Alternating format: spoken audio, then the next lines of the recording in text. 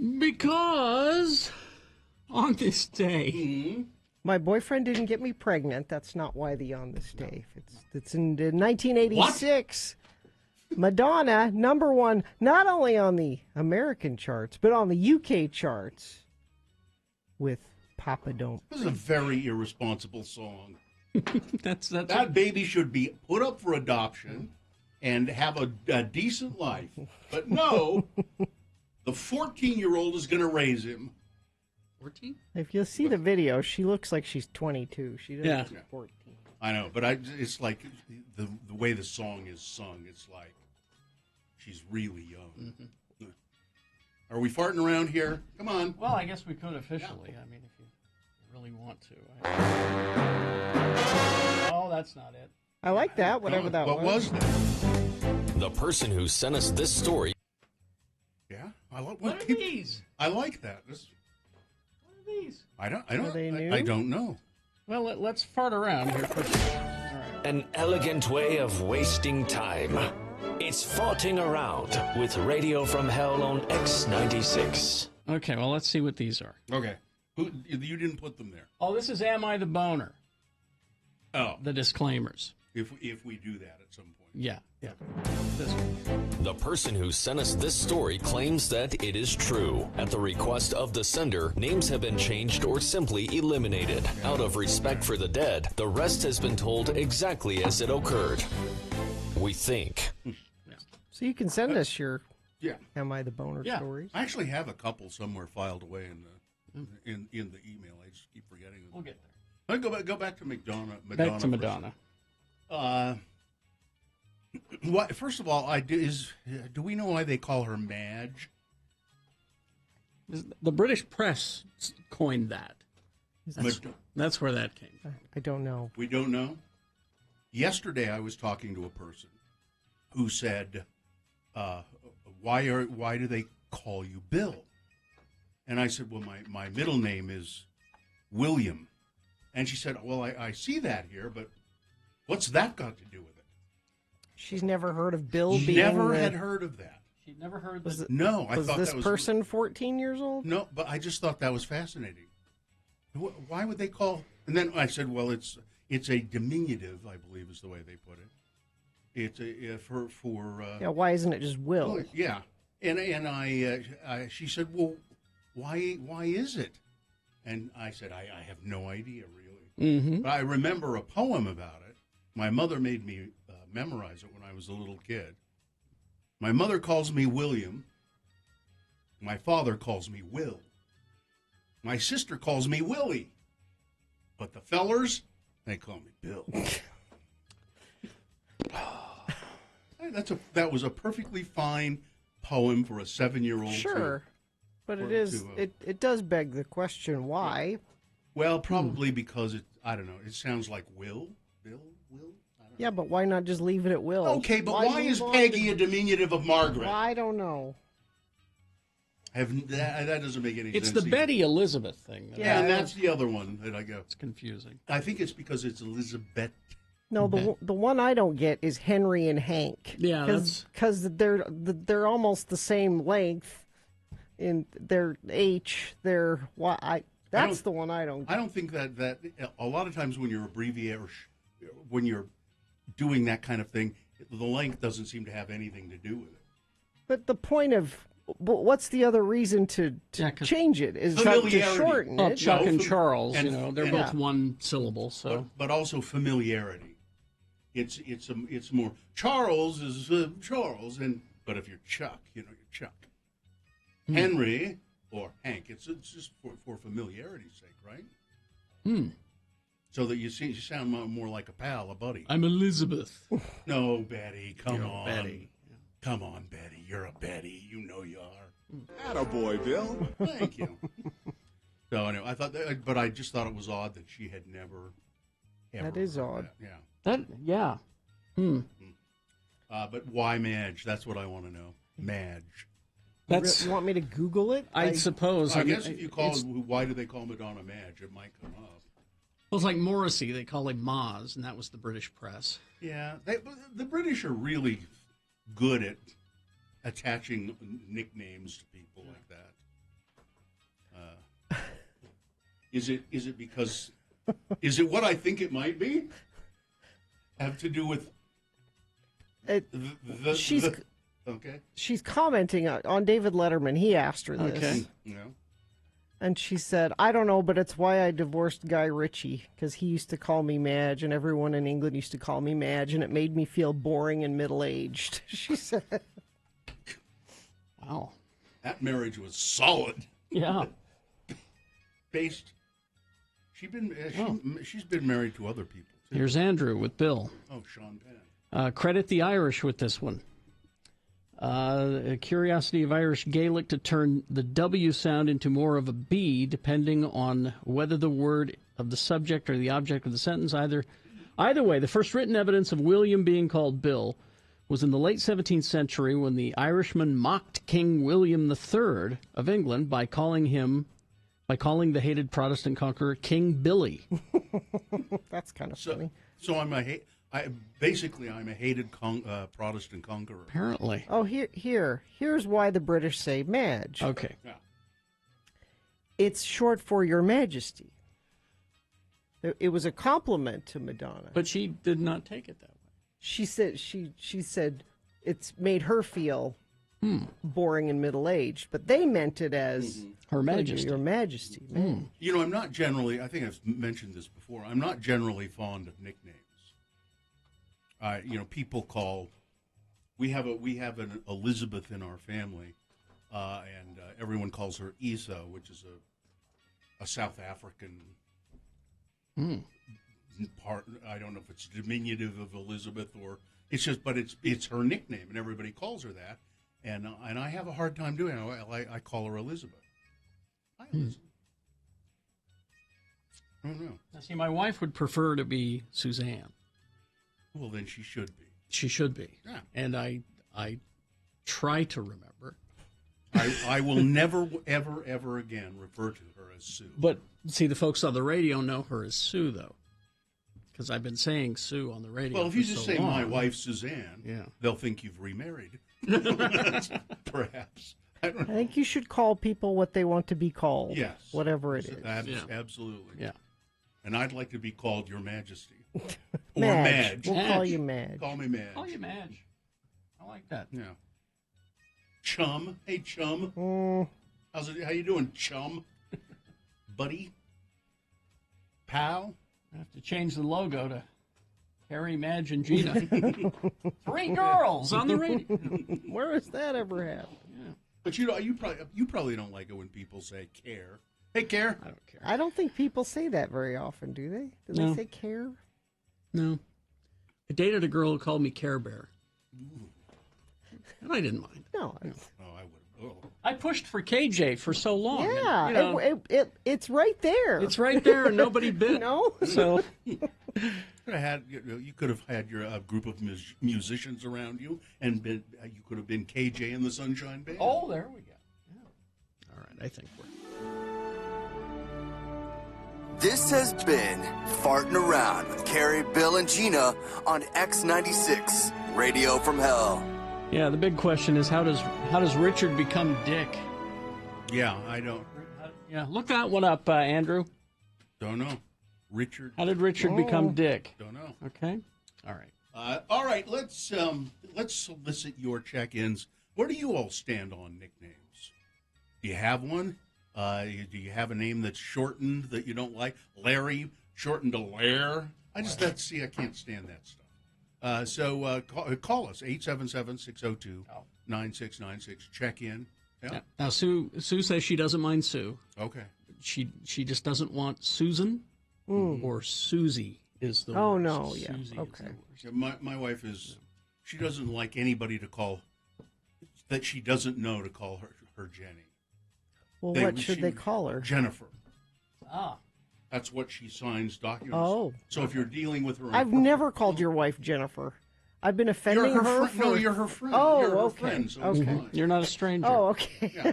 All right, 877-602-9696. That's the number to call. Check in with the Radio from Hell show. Tell us where you stand on nicknames. We'd like to know. Or if you have one that you hate, let us know about that, too. All right, now a message from the Park City Restaurant Association. Indeed. It's Drink the it up. Drink annual up. Savor the Cocktail contest. It's never too early to think about this sort of thing. It's never too early to have a cocktail either. So Park City they have the most talented bartenders, or if you prefer, mixologists in the state of Utah. And every year they have this friendly competition. I think there are, about 15?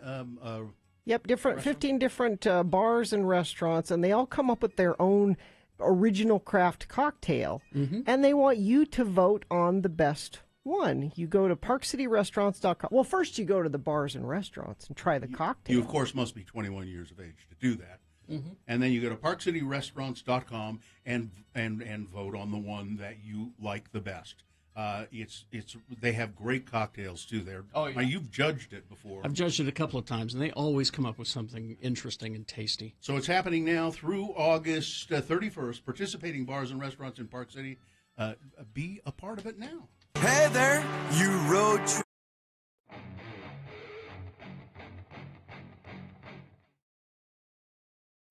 It is the 23rd century. Humans have left the lowly confines of planet Earth and have sought their destiny among the stars. While many things have changed, one constant remains, the need for young men to venture forth and do the work of the Lord. This is the tale of two such men who at the age of 19 have answered the call of their general authorities and are embarking on a 2-year mission to spread the gospel throughout the galaxy. This is the story of Space Elders! Today, we find our elders wandering around the streets of the Mos Eisley Spaceport, a more wretched hive of scum and villainy you'll never find. Let's listen. I just don't want to hang around here anymore. This place is pretty creepy. Well, if we could just find the right parts, I can have your hyperbike making light speed in no time. Well, where in heaven's name are we going to find parts for a hyperbike on this backwater planet? This looks like a good place to start. A cantina? Yep. We can't go into a place that serves icky Alderaan ale and icky Tatooine whiskey. Oh, to heck with the rules. Your hyperbike ain't gonna fix itself. Hey, we don't allow your kind in here. Oh, I'm sorry, sir. We'll just be on our way. Well, I meant the droids. Let's go somewhere where we will be appreciated, R2. Oh, don't ask me. I have no way of determining whether or not his parents were siblings. Hey, Lehigh, check out that cool-looking guy sitting by himself over there. Which guy? The one sitting next to that giant furry carpet. He looks like the kind of guy who would know his way around the black market. I'll bet he can help us out. That giant furry carpet is breathing and just happens to be heavily armed. Follow my lead. Excuse me, sir, but I believe that you could be of some service to us. Yeah, what is it, kid? You want to make the Kessel run on the fastest ship in the quadrant? No, sir. We represent the Church of Jesus Christ of Latter-day Saints. You know, the Mormons. He just wanted me to remind you that Wookiees have been known to rip the arms off of missionaries if they stick around too long. So what is it then? Do you need me to smuggle a shipload of Bibles somewhere? No, but if you need a complimentary copy of the Book of Mormon, we can arrange that. All I need is a charge blaster by my side. I ain't putting my faith in some hokey old religion. Well, I believe that you would find the Book of Mormon to be more powerful than any blaster, and it serves to recharge us rather than us needing to recharge it. Yeah, whatever you say, kid. What is it that you guys came in here for anyway? We need a plasma inverter for a Mark 32 hyperbike. You guys got any cash on you? Cash? No, we don't. Well, maybe we could work something out. You see that guy by the bar? The green guy? His name is Greedo, and he's looking for me. Now, you guys keep him busy while Chewie and I here make a break for it, and you'll find a plasma inverter on your hyperbike when you get outside. You got a deal. Let's go, Lehigh. Aiding and abetting suspected felons. Zone Leader Henson will not like this. Now, maybe we won't put it on our report, okay? Excuse me, Mr. Greedo, sir. Hi, I'm Elder Jensen, and this is Elder Christiansen. We represent the Church of Jesus Christ of Latter-day Saints. Will Lehigh and Butch ever get the plasma inverter off of this godforsaken rockable planet? Will Han Solo try to shoot his way out of his neck scrape, or will he try using the Book of... Get away from our elders. Tune in next time to hear Lehigh say... I can't believe we got thrown out of a sleazy cantina for bothering the regulars. Well, beats the heck out of having your arms pulled off by a Wookiee. On the next eye-crossing episode of Space Elders!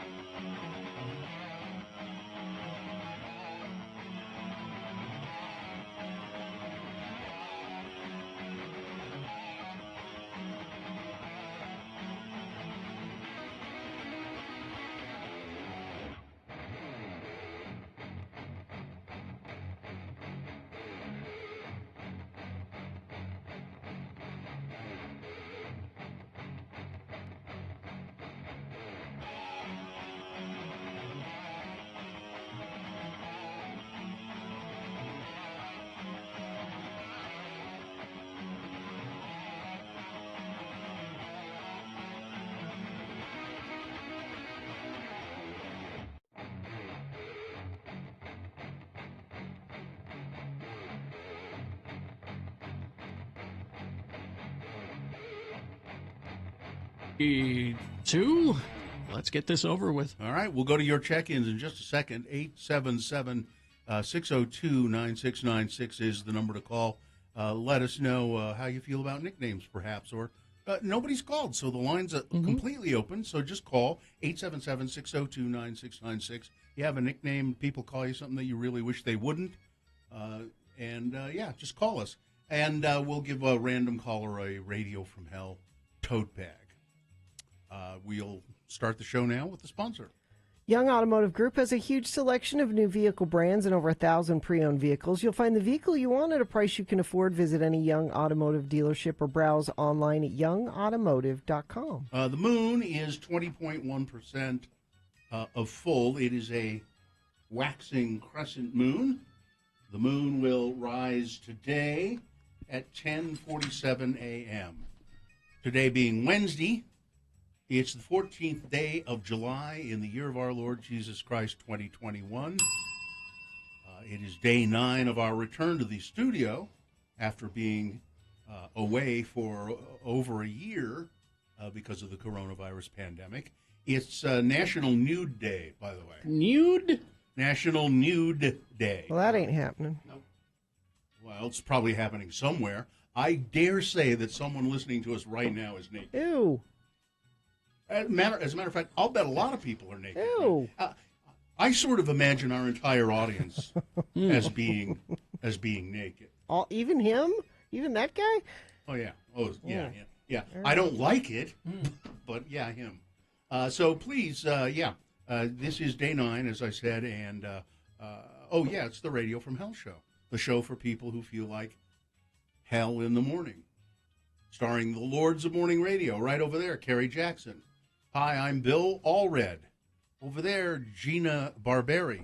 Katie for short is our producer. She's stressed out a little bit because Katie's going on a vacation, but she'll always persevere. Going on vacation is more stressful than not going on vacation. You need the vacation after the vacation. This is what I'm telling you. Don't go on vacation. Stay home, and do nothing. Yeah, it's great. If you take a vacation after you go on a vacation, you're going to have you'll need another vacation. No, just the staycation. You do the away vacation, and then you come home and you have, like Carrie did, the staycation after. It's a National Macaroni and Cheese Day.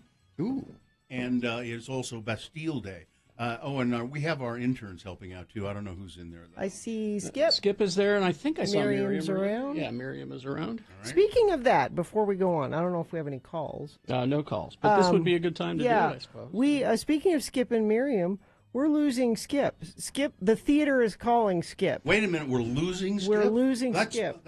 That's dangerous. Can't we put a leash on Skip? Nope, Skip is flying the coop. I've tried to hold him down, but yeah, I can't. So yes, we are looking for new interns, or at least a new intern right now. So if you're interested, please shoot me an email at cjones@bwaymedia.com. What are the qualifications? What do they have I need you early mornings. Until reliably early mornings until at least about 10:30, and you'll have to be here at 5:30.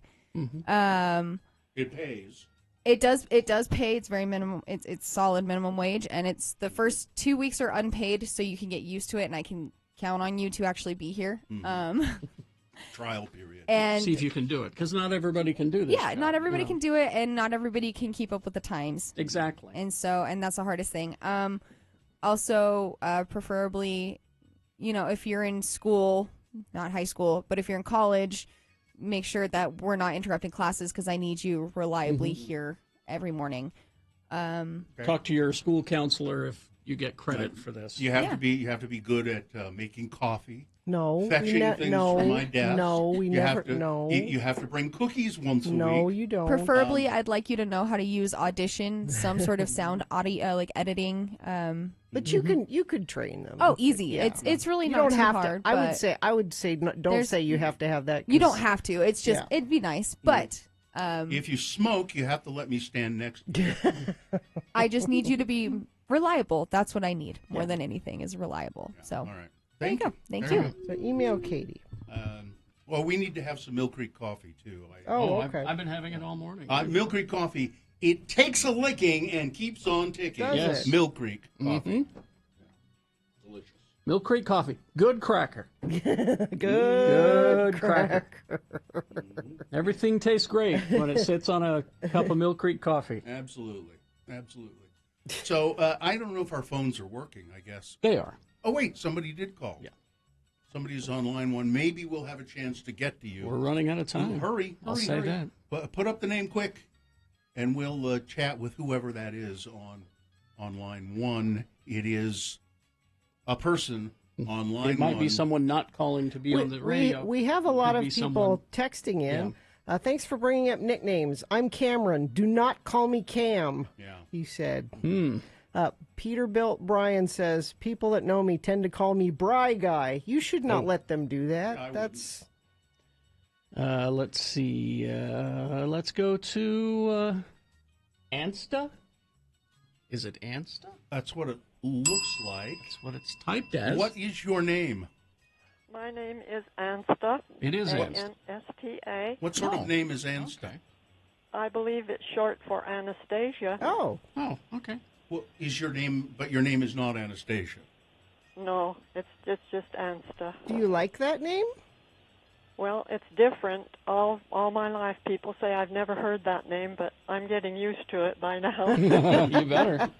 Do when people do they have trouble with it when they first see it, or they're reading Oh, it? yes. Yeah. Yes, they always, all my life through school, it's been hard for people to get it, but that's okay. I'm living with it. Well, we saw it here on the screen. Kerry saw it, and he could pronounce it. So I think that anybody who can't look at that name and say, Ensta, anybody who can't do that is dumb. Okay. Sounds good. Thanks to for me. calling. Well, I think Ansta needs a tote bag. Sure. Yeah, I hope. Yeah, we'll get you a Radio from Hell tote bag. Okay. Thank you so much. Love you guys. I'm going to put you on hold, and we'll get your information about the tote bag. This is my Aunt Ensta. I didn't want to say that, but I thought you'd make an Instagram joke. That's a good one too.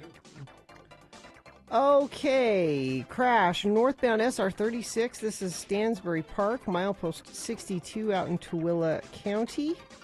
And crash all directions 5600 west, 62nd south and West Jordan, affecting the westbound lanes and the southbound 2 right lanes. It happened a little bit ago. It might be cleared up by now. You may be in the area and say, well, that looks fine to me. Then text us and let us know. 33986. At University of Utah Health Plans, they provide medical and pharmacy services that meet you right where you are. For those without insurance, there's a special open enrollment period now through August 15th. Enroll today at uofuhealthplans.org. Coming up in the next break, big boy news and opinioendo and things that must go, all in one fell swoop. Coming up after these, stand by. Wendy's for breakfast. Yeah, okay. Hit the drive-thru on your way to work. That's something that one of our interns may have to do. No. You're supposed to bring us breakfast at work, Carrie, because it's cheap breakfast and delicious for everybody. I believe today is when breakfast is okay. being delivered at 10 o'clock. I think we're going to be getting some breakfast from Wendy's, and you will both quickly discover that they serve one kind of breakfast, a better one. And come on, all these other places out there, forget it. Made fresh with quality ingredients like oven-baked bacon, fresh cracked eggs, toasted to order croissants. Oh, God, I love a good croissant. And for a limited time, here we go. This is what it's all about. The sausage, egg, and Swiss croissant, bacon, egg, and Swiss croissant, and honey butter chicken biscuit are all 2 for $4. You could afford that on an intern's salary, I think. Very affordable, very delicious, and easy, convenient. Swing by the drive-thru, hit Wendy's for breakfast. When Radio from Hell concludes.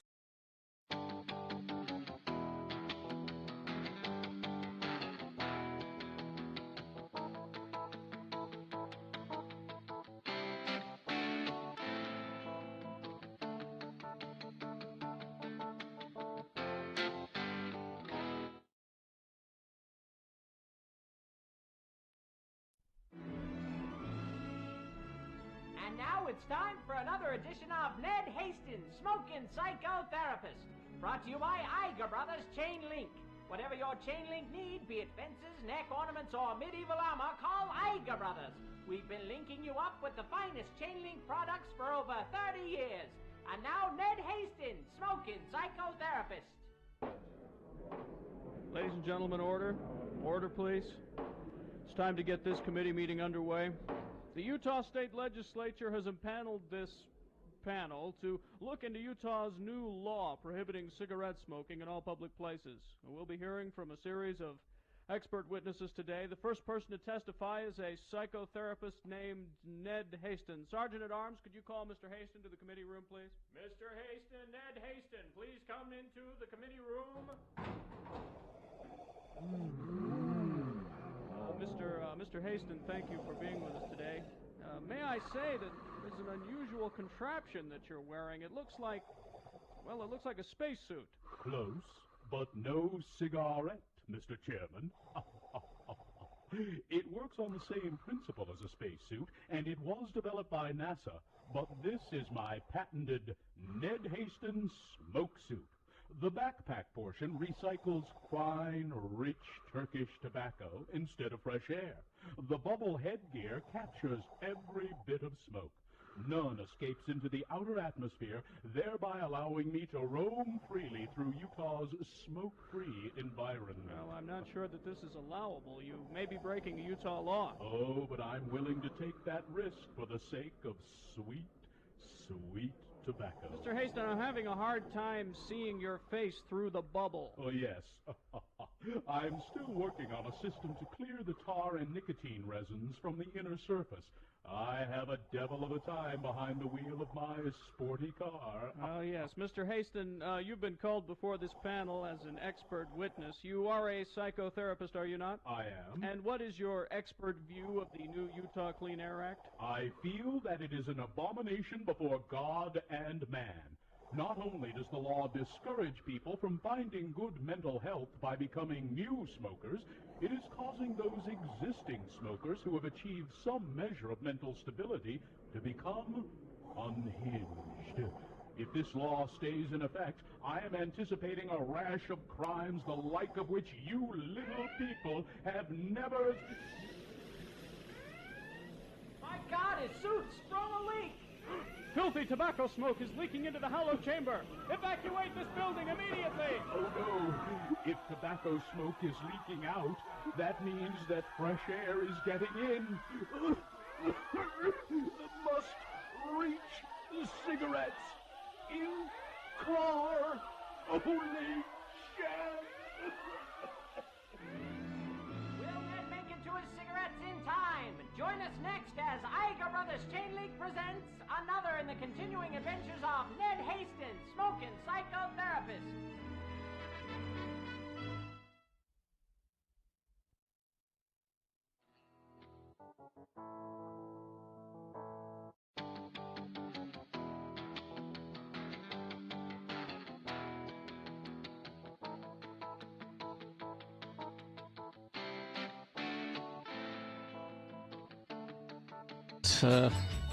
Back to the familiars or nicknames. Mm-hmm. This one's interesting to me. My name is Anthony. My parents decided to mess with me my whole life and call me Andy. Huh? Why didn't you name him Andrew then? Exactly. It is easy to identify those who know me, who call me Andy, and those who are just trying to be too comfortable or familiar, who call me Tony. That's very strange. It is. Because Anthony is not Andy. No. That's Andrew. You're right. It's Tony. Or Tone. Tony is Anthony. Yeah. Strange. All right. Or Ant. Or Ange. No, that's... No, that's Andy. That's Andy. Ange is Andy. It's good. Yeah, it's good. You could have been... Well, all right. Ange? All right, let's get to... well, we do have things that must go coming up, but first, Big Boy News and Opinioendo, brought to you by... Jiffy Lube Multicare gets services on brakes, batteries, spark plugs, and more. That's a job for Jiffy. Visit JiffyLubeUtah.com for discount services and locations. Well, I'm sorry to report that the money that we get from billionaire Alex Soros, he pays us because he gives to liberals, to subversive liberals. I thought it was George Soros. Or excuse me, what did I say? You said Alex. That's his son, and that's the point of the story. All right. George Soros, billionaire, supports all the liberal causes. Gives us a check every week. Yeah, but he's going to short us this. Is he? Yeah, because his son, Alex, he left a $700 tip at a Brooklyn cantina. A liberal cantina? Yeah. He was out. The 35-year-old son of billionaire George Soros spent the night ripping shots of tequila with a couple of women who lingered with him at Prospect Heights Tiny's Cantina until the wee hours of Monday morning. And when they were all finished, Alex used Dad's money, George's money, to leave a $700 tip. I'm always in favor of a nice big tip, so good for him. Okay, fine, but our checks are going to be short this week, Gina. That's okay. Listen, we're out here spreading the propaganda that is going to take away the rights and the freedoms of all of the conservatives, and if we don't get paid, we're not going to do it. That's right. Being surrounded by beauties is par for the course for Alex. As Page 6 reports, he was once flanked by models Haley Clausen, Constance Jablonski, Alexandra Augustin, and Caroline Vreeland, none of whom I can picture. Never even heard the names before. But he was flanked by them. Have you ever been flanked by... I was once flanked by a horse when I was in the corral, flanked by the horse and pushed me right up against the fence. It was terrible. So there you go. Thanks a lot, Alex. Those glasses he was wearing probably cost over $1,000. Stylish. Yeah. Listen, I'm having a little trouble here with my news, so I'm going to have to jump around a little bit. I did want to mention or let you know that Gillian Anderson has decided she's of course from X-Files, and we didn't know what a good actress. And The Crown. We didn't really know what a good actress she was when she was on the X-Files. I mean, she was fine, but she has gone on to do some remarkable work. Yeah, she's on some British cop show that my wife is watching right now. She's and apparently very good. Well, she's prepared to let nature take its course, she said. She's officially done wearing bras, calling them too uncomfortable. I don't wear a bra anymore. I can't wear a bra. I'm sorry, she said. I don't care. I don't care if my breasts reach my belly button. I'm not wearing a bra. It's just too effing uncomfortable. So now I think we ought to have some sort of a pool and bet on the date when her breasts finally reach, sag down to her belly button. She looked great in that picture that they had up here at x96.com/live. There's pictures there. It's you can leave pictures up a little longer. You guys don't know the bra situation. Yeah, they are as comfortable as some of them can be. Just the fact that you have to wear them at all is uncomfortable. I've worn a bra before, and I found it to be really awful. Yeah, I wouldn't want it. That's one of the things about working from home.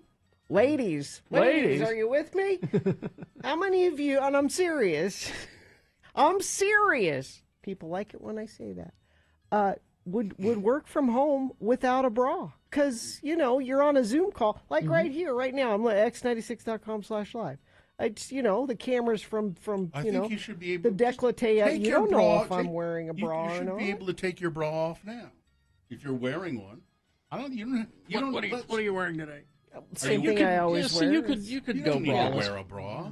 Take it off. With that top. Let's burn it. But it's one of the things about working from home is having to, not having to wear I'm just home, and you can't really. I'm not walking around the office, jiggling. Husbands, if your wife thinks she can work from home without a bra, you let her know it's different, okay? Because you're the man of the house. The name of the show that she's on is The Fall. It's on Netflix. Apparently, Gillian Anderson, very good in that. Let's see. U.S. health officials have said that now the reason they're being cautious about COVID-19 booster shots they're saying the health effects the risks might outweigh the benefits. Oh, okay. They say there could be serious side effects from boosters. They just don't know at this point. We need to test it. An official from the CDC, I believe, said that the second dose for two-shot COVID-19 vaccine regimens was associated with higher rates of side effects. Now, most, again, a small number had serious side effects, suggesting that a third dose could potentially come with even greater risks. Well, they just need to... We're keenly aware and interested in knowing whether or not a third dose may be associated. Well, that's good. And at the same time, there are so many countries who are begging. Yeah, let's get everybody their first round. Let's send them some of ours. It's clear that a good chunk of Utah County isn't interested. Let's send theirs to, a country that doesn't have any yet. Yeah, that wants it. And now the I was going to say the state, but maybe the country of Tennessee. Yeah. Here in the United States, across the country, as a matter of fact, public health officials have left their jobs being strained by a pandemic unlike anything they had ever confronted before, and it's been too much. They've been stressed out, and they have been leaving their jobs. In Tennessee, the state's top immunization official, Michelle Fiskus, said this week that she was forced from her job after she wrote a memo describing a 34-year-old legal doctrine that suggested that some teenagers might be able to get vaccines without their parents' permission. Dr. Fiskus's memo came as a conservative lawmaker in the state, several of them, as a matter of fact, were lashing out at efforts by her agency to raise awareness of vaccine among teenagers. Because that's important. Yes. One Republican lawmaker, Scott Kopicki, accused the agency of employing peer pressure to prod young people into getting immunized.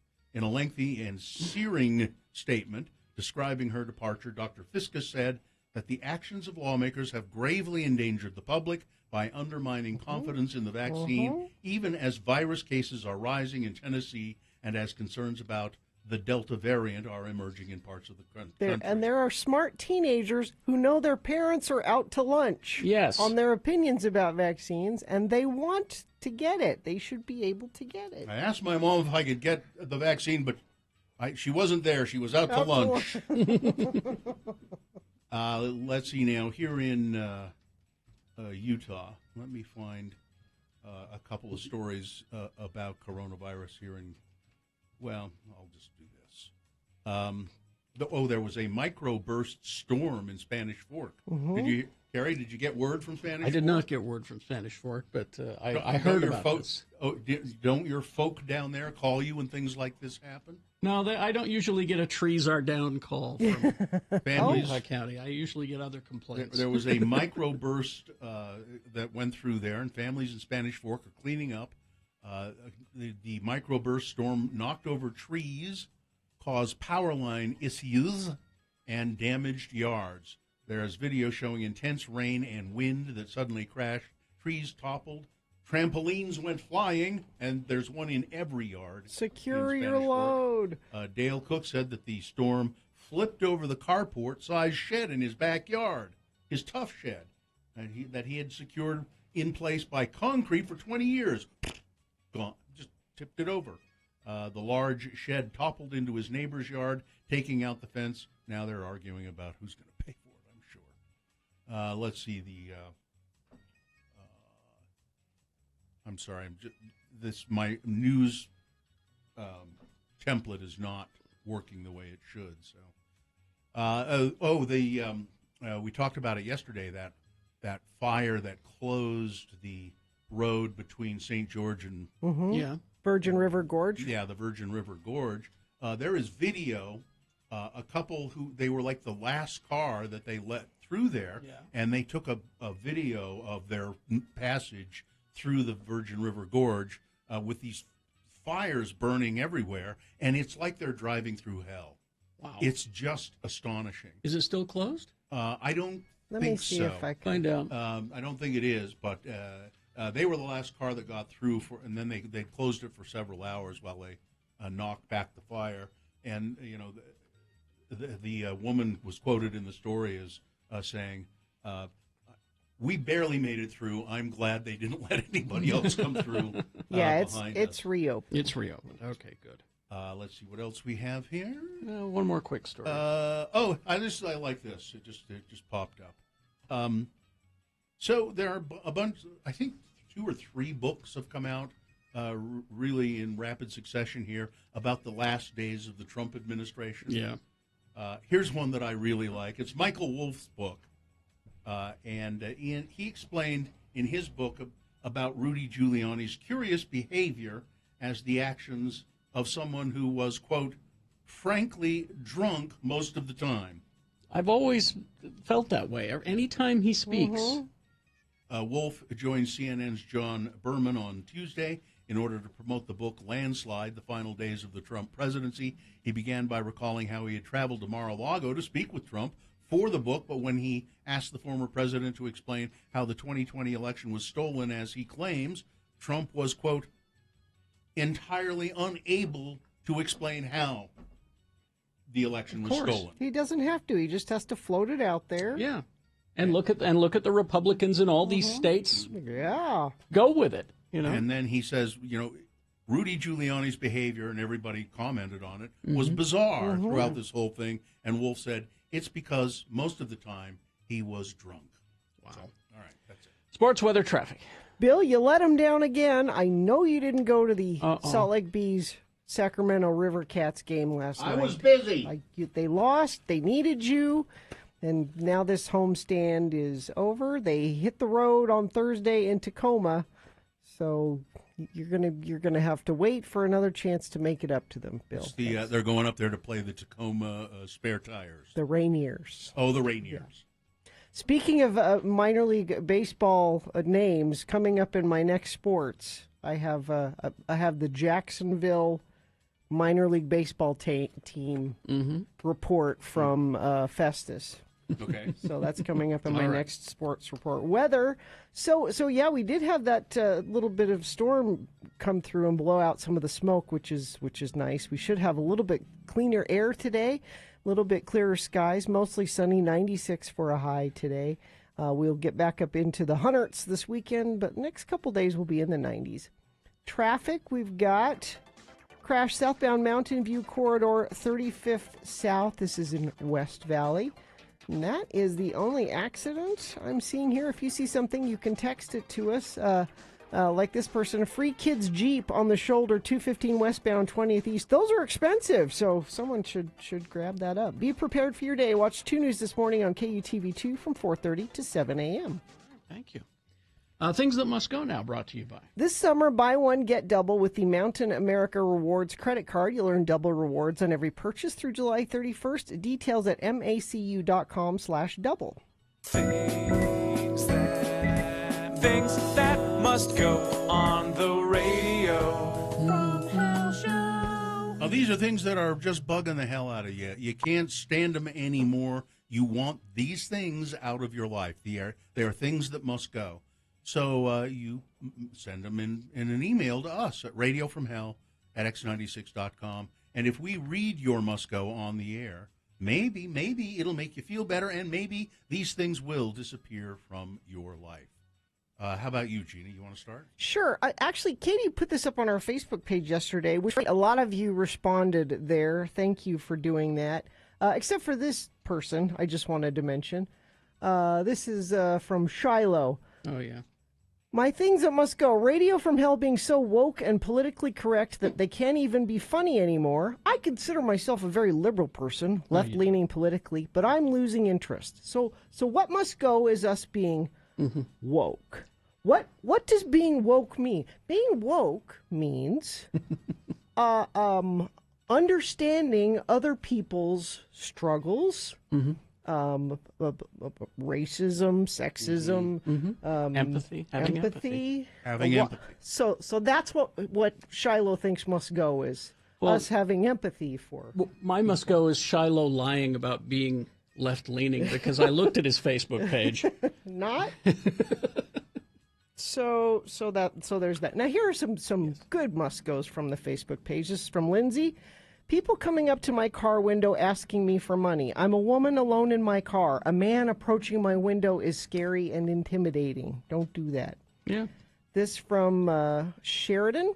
Things that must go. People yelling and saying really awful things to vet techs and veterinarians who are honestly just trying to help. I don't know why that would happen. This from, let's see, don't use my name. I work at the Sandy Costco. My must go is members who put obviously heavy items on the belt at the register. The belt has a weight limit. 4 cases of water is too heavy. Oh. Large or heavy items stay in the basket, please. It's not rocket scientist. You may be a bodybuilder who can lift anything, but I'm not. Thanks for letting me listen.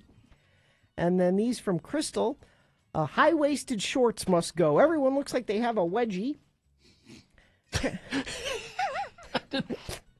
Now I have to pay attention. I haven't really noticed that very much. I haven't either, but now I have to pay attention. Parents who are still complaining about video games, get over it. Everybody plays them. It's the world. Too many huge flags on your truck. Yes, we all know what country you're from. We also are from that country. You look obsessive, compulsive, and redundant. Also are from that country. Coaches who coach coaches to make millions of dollars to coach more coaches and all the coachy ads that coincide. Okay. People who tell you to punch that subscribe button, like on their YouTube channel. I've literally never done that just because you told me to do it. And finally, ice cream trucks must go. There have been too many creepy shows and movies now to make them sound like demon murderers or cruising for blood. But they're really not. Unless they start serving wine to the parents, then that's okay. Ooh, that's a great idea. All right, Carrie? Okay, let me see. I'll start with my personal one. I reiterate it from yesterday.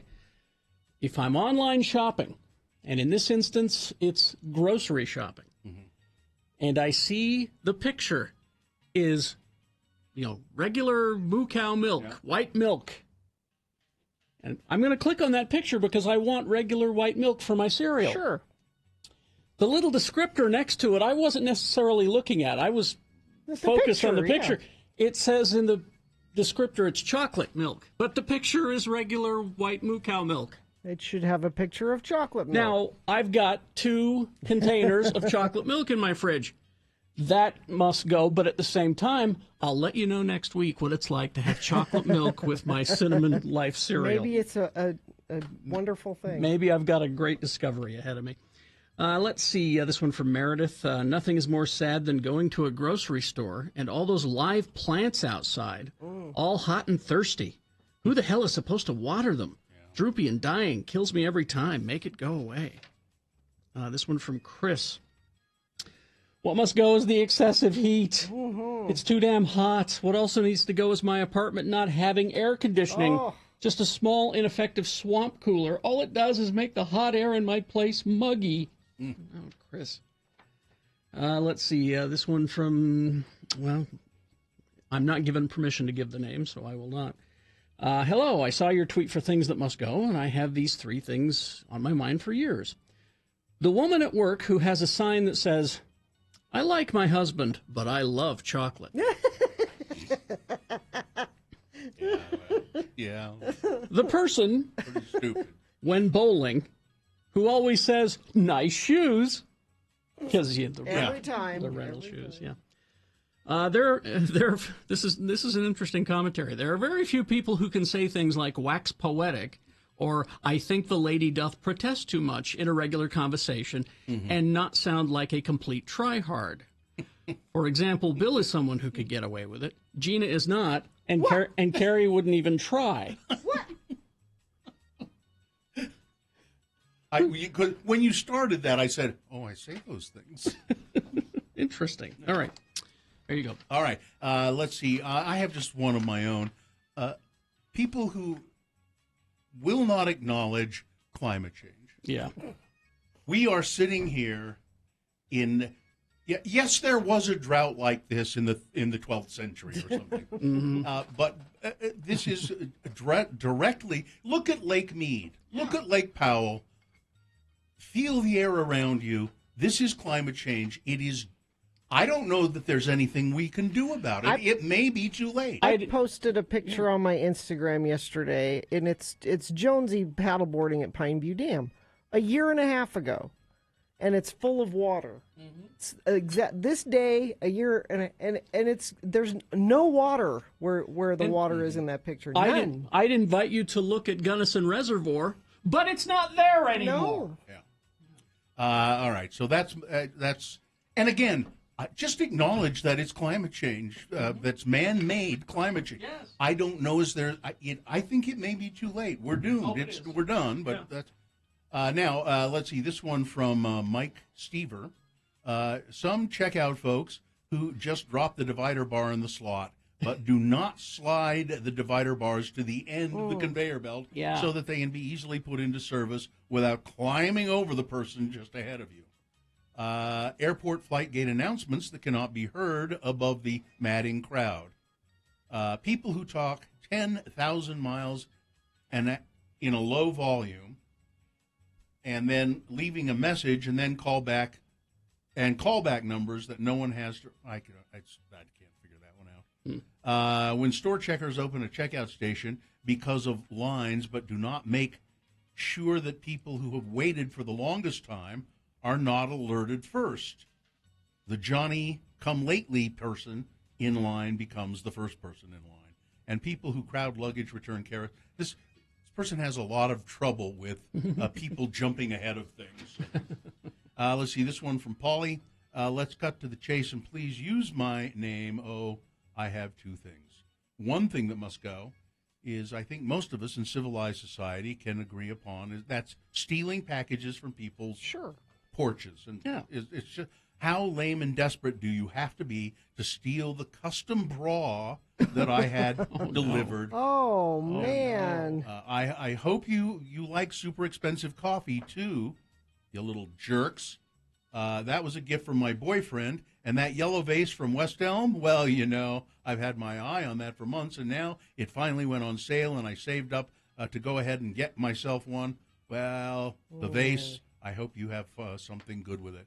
Also, people who think COVID is over and can they can just F the hell right off. I work in a rural hospital, and cases are climbing again.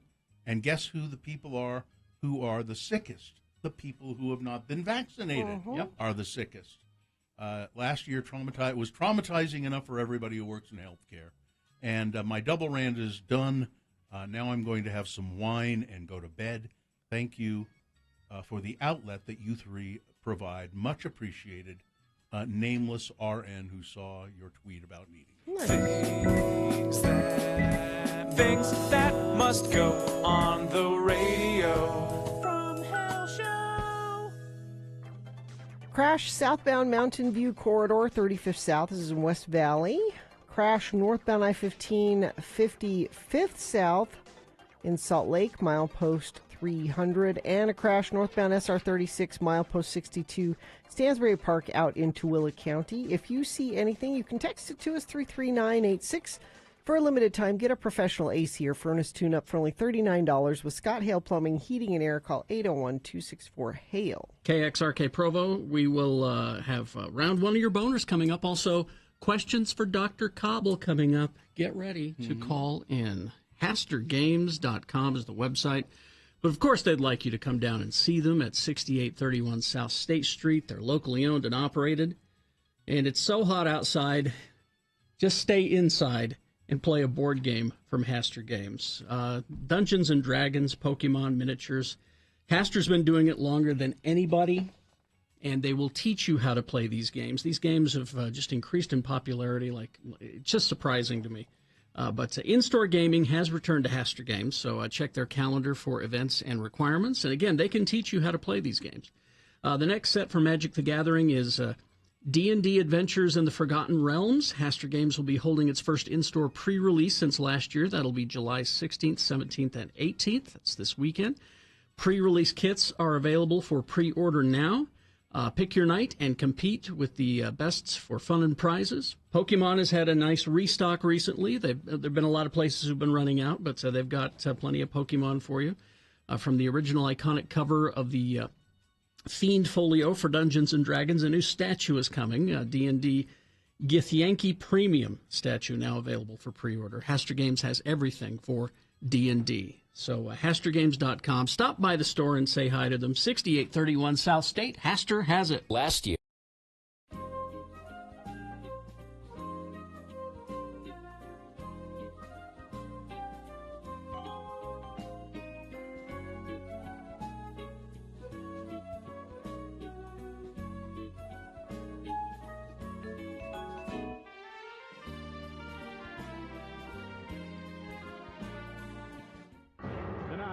Channel 2 News at 10, it's Rod Decker, Undercover. Tonight, Rod investigates Hooters restaurant. Here in Midvale, the state's first Hooters restaurant is about to open.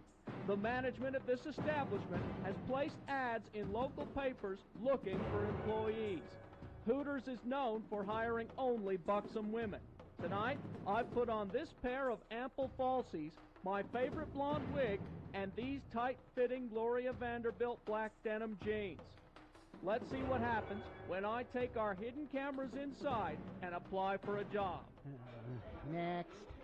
Let me see. It says here your name is Rhonda Decker, and you've had the previous experience waiting tables. That's correct. I know at least 6 different ways to sing happy birthday to a customer. Well, Rhonda, thanks for coming by. We'll call you if we have anything for you. That's it? That's my interview? Well, you just aren't Hooters material, Rhonda. So what you're telling me is that you've made a decision based entirely upon my appearance. What is it about me that you don't think makes the grade? Are my breasts too small? No, they look like C cups to me. You meet our minimum requirement there. But there's more to being a Hooters server than having big breasts. Look at these tight shorts. I can't believe that you could greet people in this outfit and feel confident. I happen to have a nice ass. Yes, I could do that outfit justice. You have failed to see me as a person and are judging me on my looks instead of my skill. Hey, wait a minute. You're that Channel 2 News guy. You must be mistaken. I'm a young, unemployed waitress with an ample bosom. You're Rod Decker. The news must not pay very well if you're trying this hard to be a Hooters girl. There you have it. Hooters isn't your average eatery, and their employees aren't exactly run-of-the-mill either. I tried to gain employment, but apparently I just didn't stack up. The scenery here will rival the majestic mountains of the Wasatch Front. Join us again as I go undercover in search of more titillating stories. This is Rod Decker, KUTV News.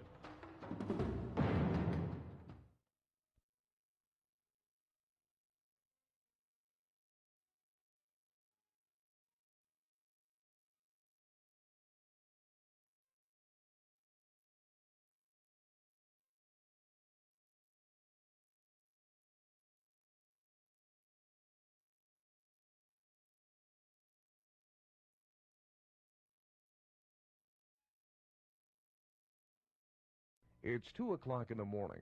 Your Jack Daniels bottle is empty, and you're all out of ammunition. What are you going to do? Well, don't panic. Come on down to Carrie and Bill's Liquor and Guns. At Carrie and Bill's Liquor and Guns, that's all we sell, liquor and guns. We feature a full line of liquor from exotic fine wines all the way up to the real hard stuff, too. We also feature a full line of guns and ammo, from small caliber handguns all the way up to semi-automatic weapons. Best of all, you'll get a case of Radio from Hell brand canned chili absolutely free with each and every purchase over $50. Hi, we're Carrie and Bill. And we're Carrie and Bill. We know just how frustrating it can be to run out of liquor or ammo at odd hours. That's why Carrie and Bill's Liquor and Guns is only open between midnight and 6 a.m. Monday through Thursday. And from 6 p.m. to 6 a.m. Friday, Saturday, and Sunday. To find Carrie and Bill's Liquor and Guns, just call 555-1212 and ask for Ricky.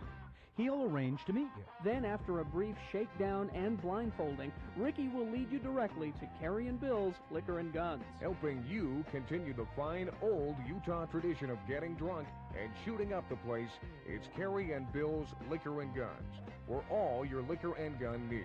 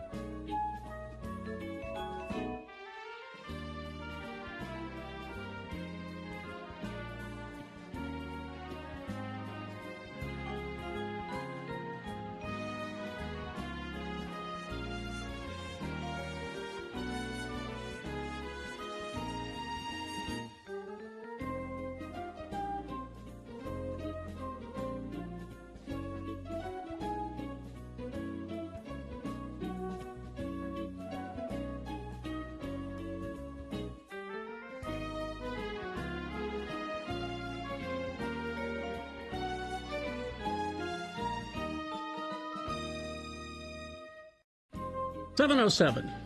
So Joe and Mohammed went to Home Depot. That would be your husband and your young son, whom you call Muhammad. Yes. And they came out of Home Depot after doing their shopping, and there was a car parked near the truck with a dog inside. A dog was in the car. The car. And this was, one of those 103, 104 days. Oh, it's okay. He likes it. What? And so Joe was like, oh, my God. The windows rolled up? Or They were cracked, but that doesn't matter when it's this hot. Mm-hmm. And the dog was barking in distress. So Joe called the police. And the police said, okay, well, are you going to wait there till we get there? And he said, well, I'll wait for a few minutes and see if the guy comes out. Mm-hmm. And of course, this isn't a priority for the police, but that's protocol, as you're supposed to call. Mm-hmm. There's actually a story on Channel 2 the other day, and I posted this on Twitter, where people were saying, is it okay to break the window of a car if you see a dog in a hot car? Yeah. And apparently it's against the law Utah doesn't have a Good Samaritan law, so it's against the law to break another person's car window to help a dog in a hot car. What you should do instead, they say, is call 911. A police officer, first responder, or animal services agent will be dispatched to evaluate the situation and take action. Now, that's hard if you see a dog, like, really in distress. The dog was barking, and, like, okay, maybe he's okay for a few minutes till the police get here. Would this be a good time for me to say an alternate of what maybe Joe could have done? Or should I wait? Well, just wait. Okay. So he hangs up with the police, and he's standing there next to the car, and he's out there for 10 minutes. Mm-hmm. And finally, the car owner comes out to the car. Mm-hmm. And Joe says, what are you doing leaving this dog in the car? It's 103 degrees. So this is in this KUTV story. If it's 103 degrees outside, your car will be 122 degrees inside. And the guy said what people always say, I just went in for a minute. He's fine. He's barking because he has separation anxiety. And Joe said, no, he's barking because he's dying. Yeah. Also, I got a tip for you. Home Depot will let you take your dogs inside the store. So if your dog has separation anxiety. And I know this because my dog trainer would take Hudson, because he is afraid of people. My dog trainer would take Hudson to Home Depot, and she would walk him around to get him used to being around people, and Home Depot was fine with it. You are not a good pet owner if you think, well, I'm good because I take my dog with me everywhere I go, and I just went inside for a second. No. Now, the police showed up, and so Joe just kind of said, well, I'll let them handle this. It, yeah. But here's the way I think I would have done something a little different. First of all, I would have gone to Lowe's. Yeah. But that's but I was about to say the same thing. But Joe was sort of risking a confrontation that could have been really ugly. That's true. I know. And what I would have done, because I'm a chicken and I don't want to have a controversy, I would go into the store and find the manager. Mm-hmm. Ask for the manager. Mm-hmm. I need to speak to the manager. But I'd say, there's a dog out there in a car. Somebody in here. It's their dog. Let's get on can you get on the, and say, whoever has the dog in this model of car, if you don't go get your dog now, we're calling the police. Mm-hmm. I mean, I think Joe just went, oh, my God, I've got to, do something. And Now be cautious, because, Teslas have a dog mode, and the air conditioning stays on for the dog. So be aware of that. That's interesting. This new, my sister in Washington has a brand new RAV4 hybrid, and that does the same thing. Yeah. Our Friend Sid, of course, who was a vet tech. If it's 104 outside, it's 124 in the car. Yeah. Seeing a dog die of heat stroke is a special form of torture for vet staff and animal control staff. It's just not. But unless you're real confident, go into the store and deal with it that way, I think. I think he was just furious. I think he kind of wanted to yell at the guy about it. These days, I wouldn't know. I'm not. Nope. Not these days. The world has gone completely crazy. Yeah, nope. Yep. Nope. Not going to get in any confrontation. As much as I would have liked to do that as well. Nope. Because they're looking for confrontation. I'll get into a real serious confrontation with you if it's on the phone and you don't know who I am. Exactly. Keyboard warrior. That's it. Okay, I'm going to refresh my UDOT website here, see if anything new has occurred. No, it looks like things are moving pretty well. I don't have any current accidents to tell you about. And let's see. Nope, you don't either. So if you do see something, though, please send it to us, and I'll pass it along, 33986. Need to sell your car? Tim Daly Auto Group has a dedicated team of 7 that buys cars. Tim Daly Ford, Tim Daly Infiniti, and all 3 Tim Daly Nissan locations. Here are the boner candidates coming up. Number 1, boner candidate number 1.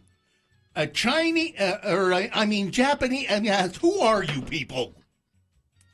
Boner I'm glad you got that one. Boner candidate number 2. I'm wondering if the patient who got the kidney even needed it. And boner candidate number 3. I like the funny monkey. All right, boners round 1, along with Big Boy News and Opinioendo, all coming up after these. BigOTires.com. Go to their website, find a location near you. And it's great if you're out on the road and you get a flat. You can find a location near you just by bringing that up on your smartphone. Yeah, they are the team you trust, and there are plenty of locations of Big O Tires. I go to the one in my neighborhood, and so I would suggest that you do the same thing. Find the Big O Tire store in your neighborhood and kind of develop a relationship with them. If you need tires, you will get the lowest price on every tire every day, and they have all the major brands of tire, and they have their own house brand as well, the Big O brand, and right now, $150 off the Big O brand tire. That's a damn fine tire. It is. That sale goes on through August 1st, that $150 off the Big O brand tires. Not just tires, though. They'll look at your brakes, shocks, struts, batteries, your fluids. Get your fluids checked. You got to get your... And if you need financing, they have pay nothing today financing options. No matter your budget, they'll get you on the way safely today at Big O Tires.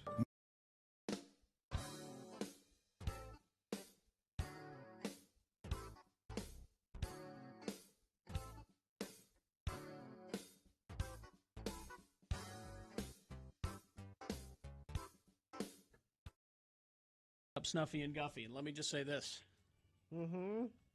What has happened, we look at the camera, what has happened to Snuffy and Guffy is a tragedy, all right? They're still on, aren't it's they? It's a crime, what is happening. You know when they recast Bo and Luke Duke on the Dukes of Hazzard? Same thing. It's exactly that. It's exactly that. I actually heard one. Recently? Yes. Yeah. Oh, they're still using it. They're still using the jingle, and and it's like imitations of our voices that we did. Yeah. It's a crime. You only would have heard it if you listened to the Cocteau Twins. It's a crime what is happening with Snuffy and Guffy. Man. All right. Well, is it time to do the No, news? you can't do that. I was never clear which one I was. You were? You're Guffy. Guffy. Carrie, Bill, Snuffy, Guffy. It's easy to remember. So I was Guffy? Yeah. Okay. All right. It just never mattered. That's why I was unclear, because it didn't matter. There were no, they didn't have any clear character traits. They were just two hillbillies. All right, Big Boy News, and it's a tragedy. I'm telling you, it's a crime what is happening. I guess they did have. So Guffy, yes, was the henpecked one, right? Wasn't I always the henpecked one in the commercials? That was one of Well, his. my wife says I can't. Exactly. I've got to go to Smith and Edwards and get myself a new belt. My pants keep falling off. I'm looking to see. Oh. What? You have? Do we run some Smith and Edwards I was in one of wondering our if stations? our country station had that. But No. Well, they're just 17 seconds, so I doubt they have. the characters on them. There's always something going on at Smith and Edward. Oh, that's just Pete. Well, Pete would hate that I just said that. That's just that's just Pete. You outed him, You outed the Carrie. character. Yeah. All right. Big Boy News and Opinioendo now brought to you by Smith and Edwards. The Country Boy Sure, Store. why not? They got everything you want if they can find it.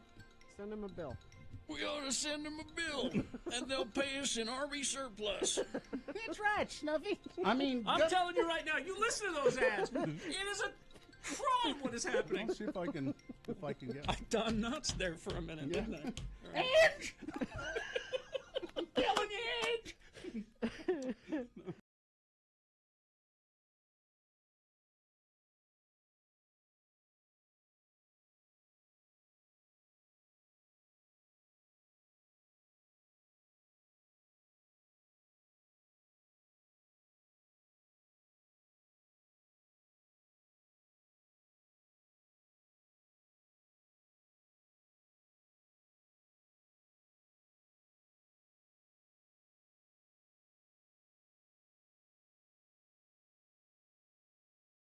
Then I went upstairs to work and get up there about 3:30, and I just kept thinking all morning. I have no thoughts. There is nothing going through my mind. My noggin is empty. You're not angry about anything? No, but I'm sure you'll change that at some point here pretty quickly. You should be grateful for that. I am. You people don't know how grateful I am that if all else fails, Gina can get me going. Just happy to help. Yeah, and not in a. I thought you'd be all upset about Prince Philip. I thought that would get you going today. Who gives a rat's ass about Prince Philip? Not me. I don't know, man. There was a press release. It's about. Listen, I think if he needs to step back, that's fine. I thought seems a little early at 95. It would give you a chance to talk about how he farts all the time. I don't know. He has more time to fart now that he's stepping back from something like that. He can't step Private back because he fart farts so much. Yeah, I don't care. I don't care about that. There's very little in the news right now that I care about. Healthcare? You don't care about that? I'm the opposite. I'm pretty... I care about a lot of it, but I don't want to talk about it because it's just going to make me mad. See, and I think what it is. If you were a woman, you'd be upset about healthcare. I think what it is that I've become pretty numb. Steve Hatch Family Chocolates. I saw him post on Facebook yesterday, and it's a picture of him standing there going, "Guess what? I'm a walking pre-existing condition." Exactly. He has dwarfism. He said I obviously made poor choices in utero. Yeah. that made. Yeah, I mean, but they don't give a good God. There you go. There's about the mad. There's the mad. They don't care. There it is. That smug. There it Son of a bitch, Paul Ryan. There it is. With his big ears sticking out. I'm going to the gym. I wear my hat backwards. Oh, he gets to keep Obamacare, by the way. Yeah, oh, sure. They want it. They want it. They got it. For round one of your boners, here we go. 3 news stories. These are examples of bad, stupid, or funny human behavior. You will decide with your votes of these 3 candidates which one is the worst, which one deserves to go forward to boner fight and possibly become boner of the day. Winning here does not make it boner of the day. Round 2 comes up at 8:20. We'll do this again. We'll get 3 more candidates and another winner there. We'll take both winners. We'll put them against each other at 9:20 this morning. That's when boner fight happens. That's when you'll vote for boner of the day. Right now, listen to these 3 candidates here in this round 1. Decide which one is the worst and send that one forward. Here we go. 2 candidates. Now, a third after the news. Once you've heard all 3, you'll vote. One of you lucky boner voters at random will win. Craft Lake City Tickets. X96 welcomes back the Craft Lake City Festival. Listen to Radio from Hell all week to win your tickets to the annual local DIY festival at Utah State Fair Park, August 13th through the 15th. Go to x96.com right now and enter for a chance to win VIP tickets to the Rit Momney Show on August 13th. Here's boner candidate number 1. You Japanese, Who the hell are you people?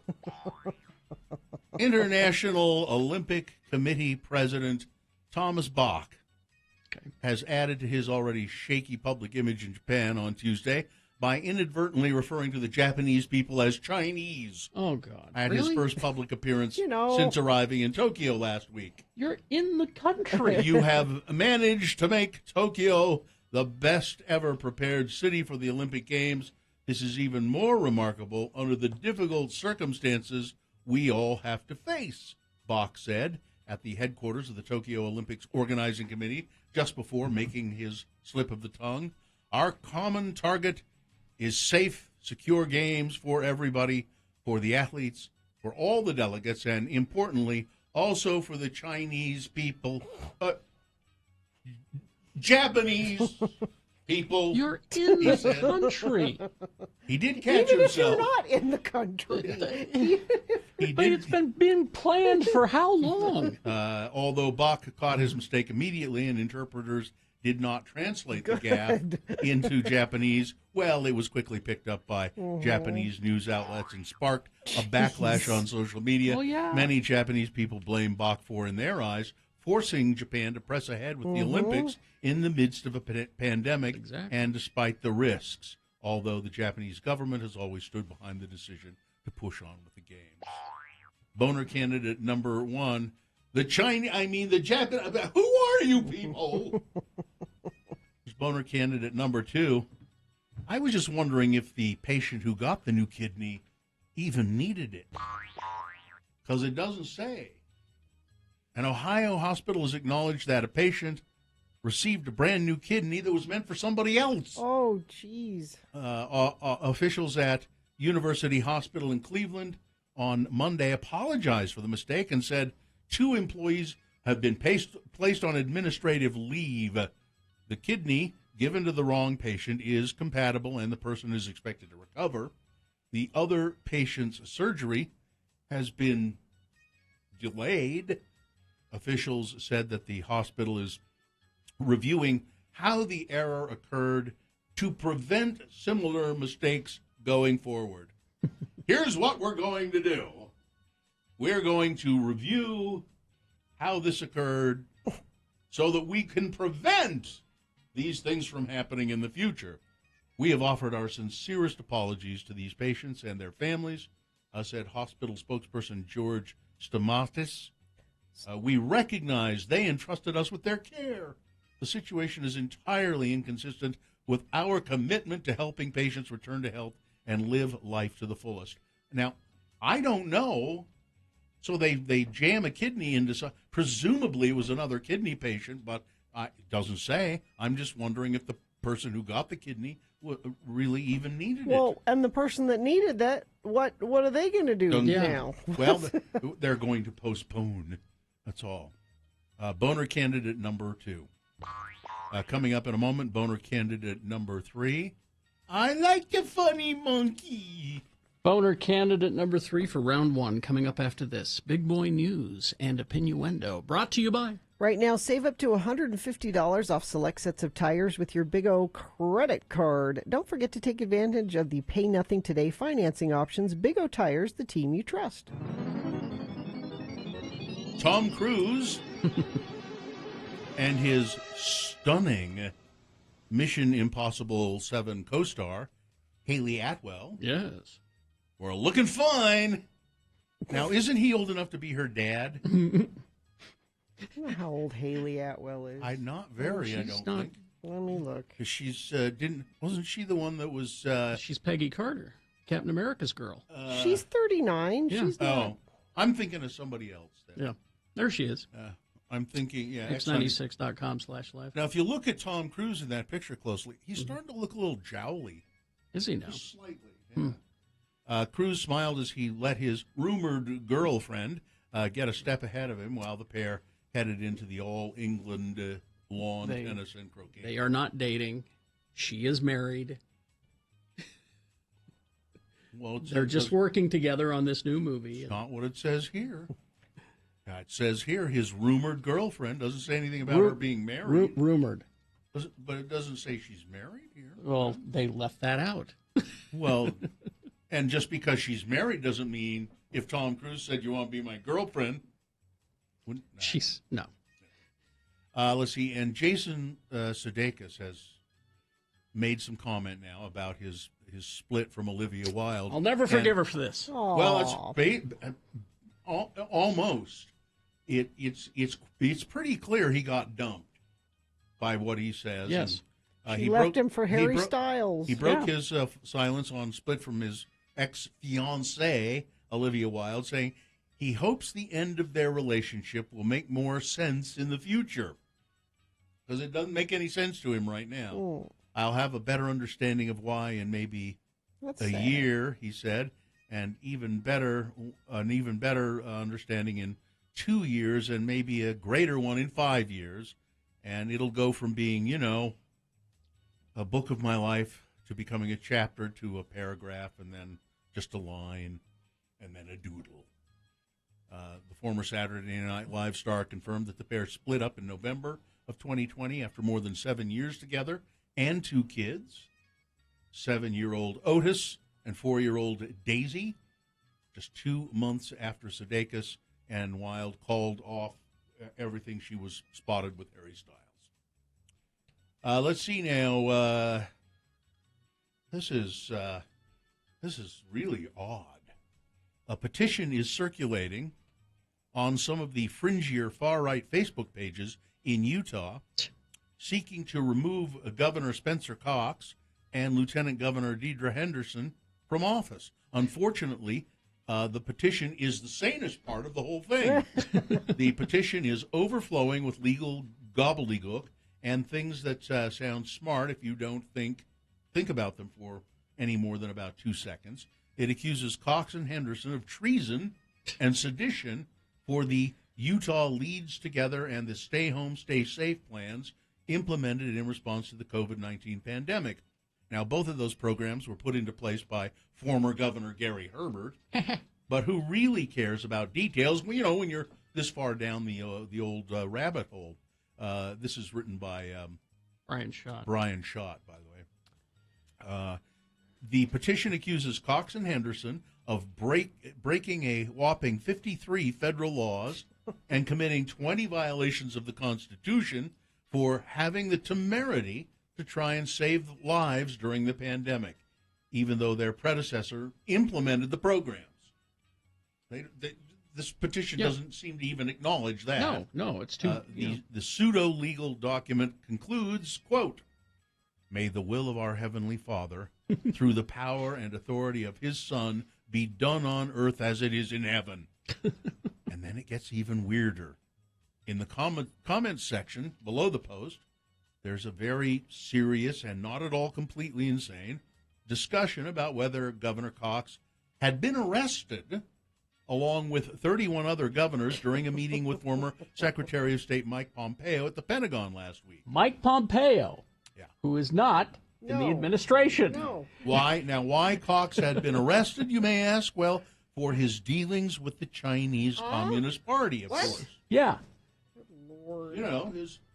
Why else would that happen? Now, this is all completely plausible to these people. These are the same people that believe that Joe Biden isn't Joe Biden, Exactly. that he's a body That's double. why that's why Mike Pompeo arrested them, because Trump's still in charge. Now, here's what Spencer,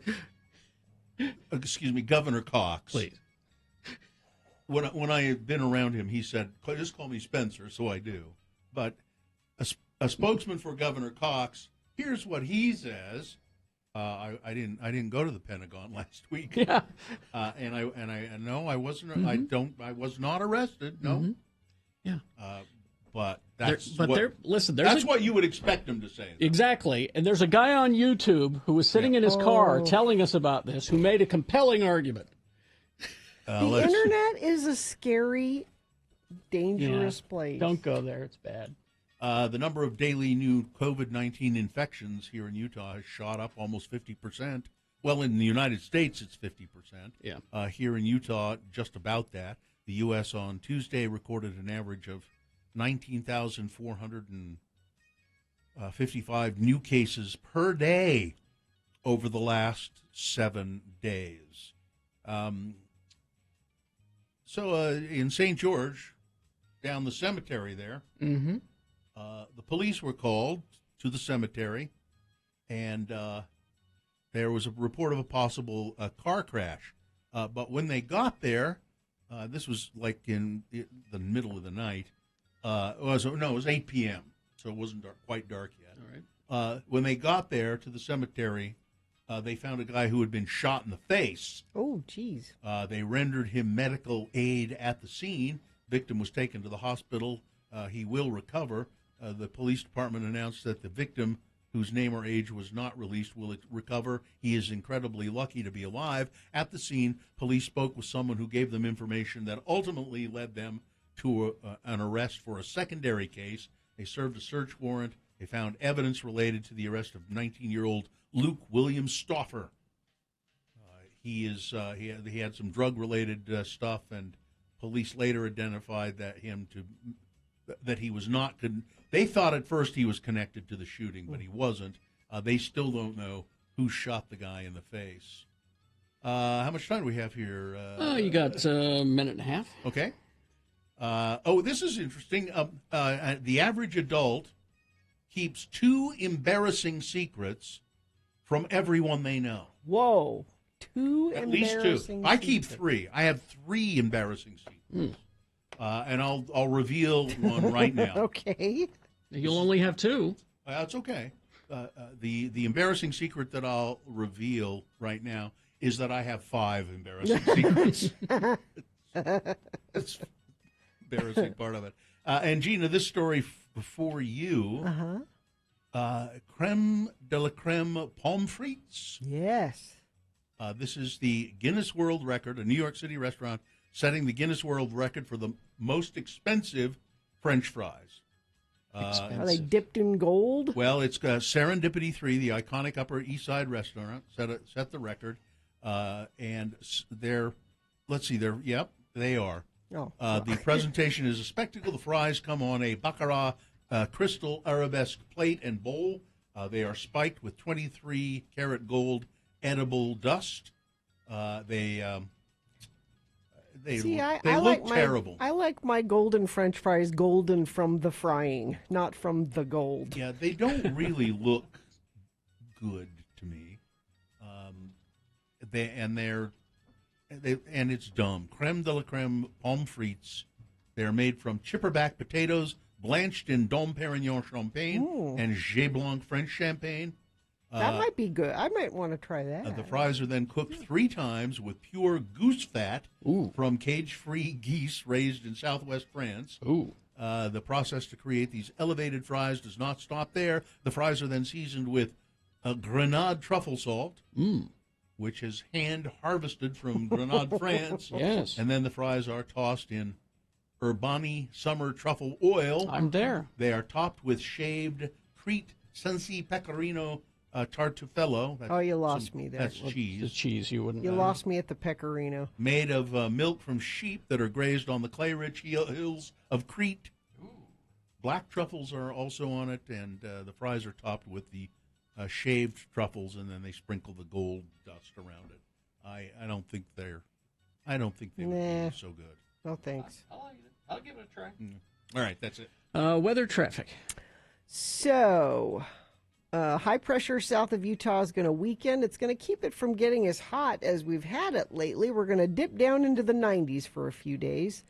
Moisture will continue to move into the area, bringing a chance of showers and thunderstorms today. It's most likely in central and southern Utah, but we could see a little spotty sprinkle up north here.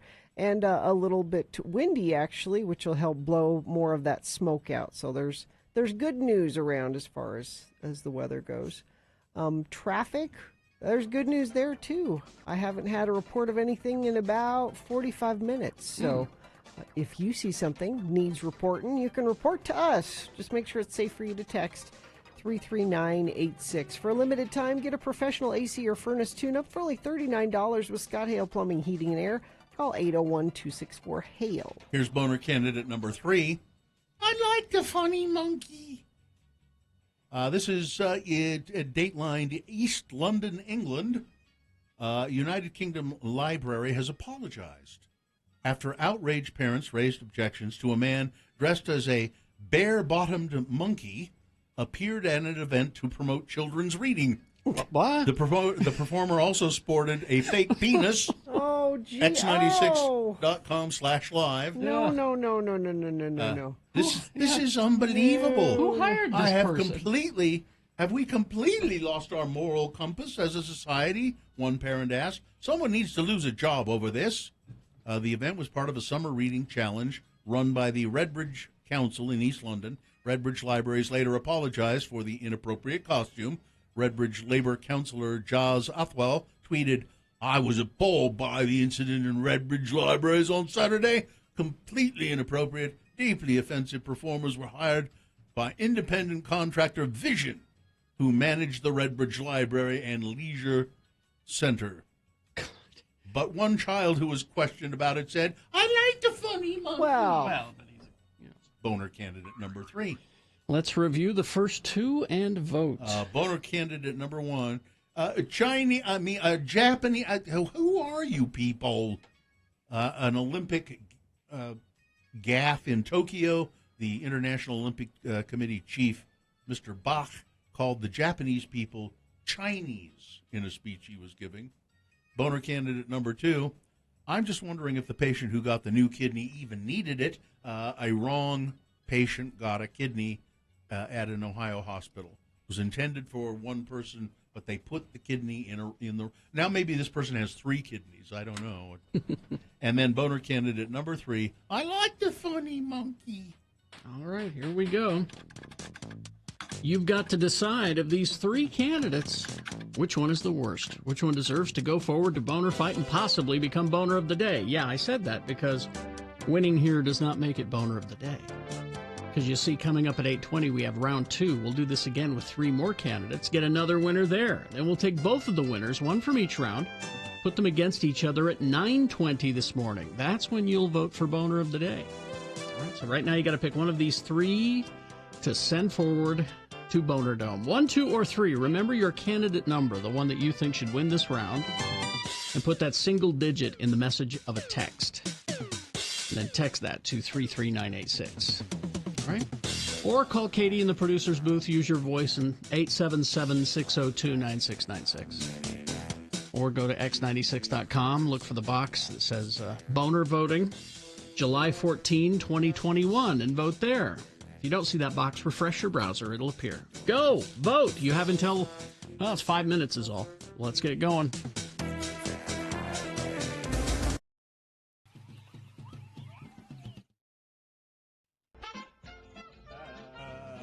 And now, it's time to play the game that everyone wants to play. It's Beat Gina! Beat Gina brought to you today by Haster Games. Haster Games in Midvale has the best selection of board games, Magic, and Dungeons & Dragons. And Haster also buys used games. Haster Games on 6831 South State Street, or go to HasterGames.com. And today, one lucky contestant will win a Fat Cats gift card. Yes, but that's not all. Another contestant, no, the same contestant, will win a Radio from Hell tote bag. And now, here's the man who can host a game show with one hand tied behind his back. He's so good, he can host 2 game shows at the same time. Wow. When you look in the dictionary for the words game show host, you will find his picture, and you will swoon. Wow. Here he is, the man, nay, the legend, Kerry Jacksboy Jackson. Thank you, Johnny. You're welcome, Although Kerry. I think you're just taking Wikipedia entries about Wink Martindale and using them for me, right? Oh, no. Wink Martindale doesn't cast a shadow like you do. All right. Well, thank you. You're welcome. How we pick the contestants, you ask? Well, it's easy. We determine, based on the prize that they're going to give Gina, if she beats them at Scary Movie Trivia. So, line 1, Gina is offering you a Greek gyro meal. Ooh. Okay. I don't know whether it's prepared here or no, there's no if specifics. it's transported. Okay. Doesn't say. Line 2 is offering you Halloween cookies and wine. Okay. And line 3 is offering you Lehigh Bakery Donuts. I've never had the Lehigh Bakery donuts. Oh, they're very good. Okay, we'll go with that. Is that what you Johnny. want? Sure. Going with Lehigh Bakery Donuts with Brad. Brad is who you will be playing against today. Brad, are you there? Oh, hang on. Brad, are you there? I'm here. All right, good. Thank you, Brad. I was doing some work during the commercial. All right. We toss coin to determine who goes first. It does give you an advantage in the game. Heads or tails? Tails. All right. Coin toss app says tails. That means you go first, Brad. Are you feeling confident, Brad? Very confident. Oh, All right. okay. These trivia questions prepared by Katie, I would think. No. No? Okay. Hawk. Based on the Scary Movie franchise. Okay. Which were the parodies of the Scream movies and a whole bunch of other horror movies, and so it's based on those. Okay. So here we go. Brad, your question first. Multiple choice. What is the name of the high school that Cindy goes to in the first Scary Movie? Is it 1, Shadyside High School, 2, Serial K High School, 3, Dead Bodies High, or 4, B.A. Corpse High School? I think it's A. Shadyside? Incorrect. Shadyside. Gina. B.A. Corpse. B.A. Corpse is correct. It's 1-0 for Gina, and I don't think I'd like to go to that high school. Gina now controls the question as well. Gina. Yeah. What did Cindy type on the computer to summon the police? What was her message to call the police?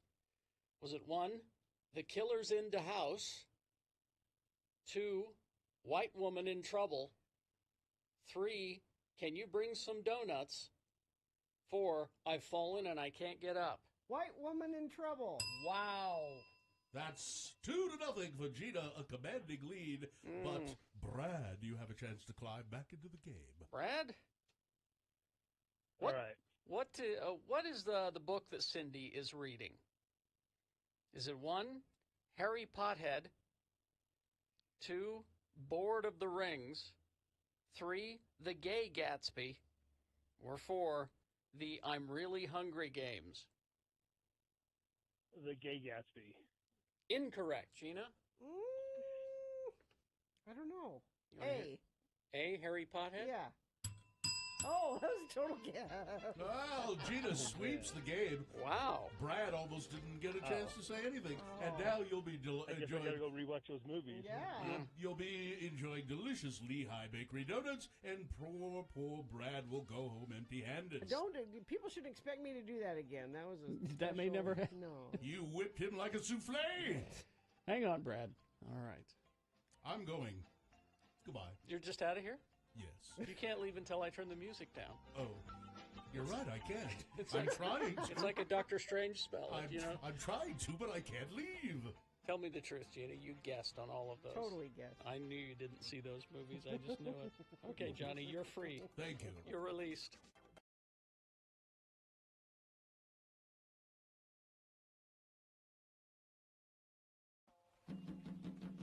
Round 1 of your boners here.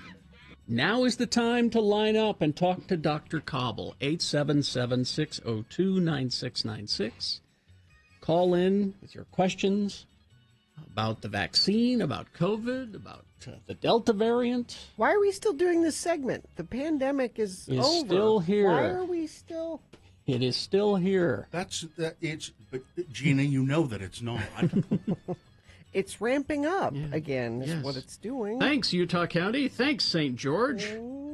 Thanks, Lehigh. Thanks, Tennessee. Tennessee, yeah. Call in with your questions, 877-602-9696. Dr. Cobble will be on the phone as soon as we award this. Round 1 of your boners. All right, so and it's brought to you in part by Fondue. And University Federal Credit Union's Visa Rewards Card offers up to 5 times the rewards along with industry best travel rebates. Apply today at ucreditu.com. We had boner candidate number 1. Japanese. Who are you people? The head of the Olympic Committee making a speech in Japan referring to the Japanese people as Chinese. Boner candidate number 2. I'm just wondering if the patient who got the new kidney even needed it. They asked an Ohio hospital transplanting giving the wrong patient a kidney transplant. And boner candidate number 3, I like the funny monkey.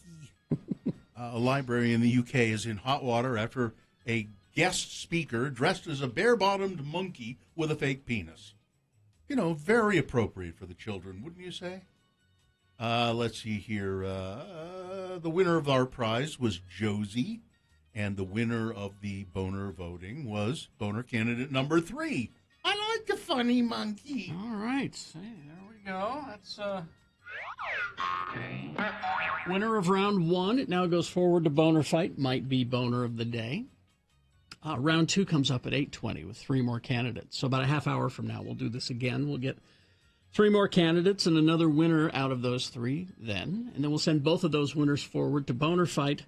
9:20 this morning is when you'll decide boner of the day. That's when you'll vote. Okay. Is this sponsored, Gina? No, let's just dive right in. Okay.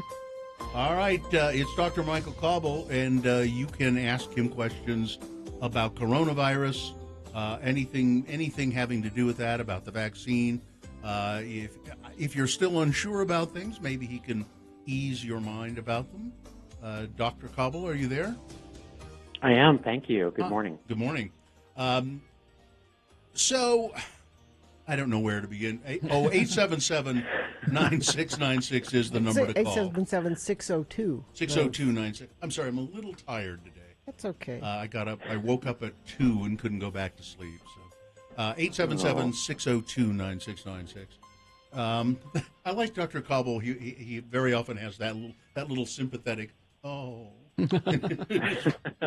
Well, he is your doctor. Yes, so. He is. I like that. So call and ask your questions. So the Utah Department of Health had made some reports on the COVID-19, and I remember you talking about this last week. Average deaths, 3 to 5 deaths a day, which didn't sound like a lot, but that's 100 deaths a month, and that could be prevented by not counting the cost of hospital and illnesses and missed work and all of that. Governor Cox said, well, we've reached 70%. You didn't think so, and as it turns out, you were correct. About that. Yes.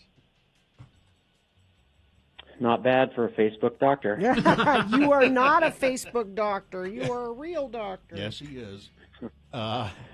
It's just. So the rates are going up. Utah is among the states that are the rates are raising the fastest. How can we stop this? Well, I mean, I can wax poetic for a little bit if we want. Sure. But in my line of business, I hope and cheer for the best, but I plan for the worst. Mm-hmm. And obviously, there was no plan for the worst from the start of this. Yeah. I mean, the planning was remarkably terrible and implemented poorly. And the states have followed the federal lead, and they keep kind of pushing it off. And I'm not afraid of hard work. I often work 60 to 120 hours a week. And wearing a mask and getting a vaccine are the 2 easiest things I've ever done to save lives and keep people working. The 2 easiest things I've ever done.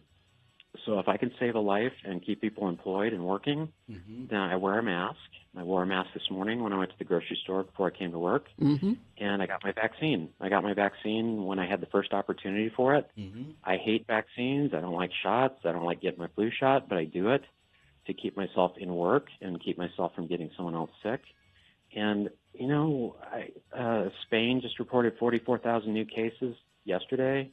Europe is going through a mess. The UK said they think they're going to have 100,000 a day again, which means we're going to have 100 to 200,000 a day in the U.S., and it's not going to get better. And I think people have got to get serious about it again if they want to keep going to work and keep circulating in the community. Now, we inevitably will have people text us when you say, I got vaccinated and I wear a mask. And people will say, Why do I have to wear a mask if I've been vaccinated? I know we've talked about this a lot, but if you could just touch on that again, because somebody out there is thinking it right now. Yeah, so 98 to 99% of the people dying right now are unvaccinated. That still means that 1 or 2% of people dying have been vaccinated. 85% of people in Utah now that are being hospitalized are unvaccinated, but that does mean that 15% of the people being hospitalized are vaccinated. So you can still catch this if you're vaccinated, just the risk of dying is remarkably lower. The risk of hospitalization and death is only about 5% if you're vaccinated, where it could be 100% if you're unvaccinated.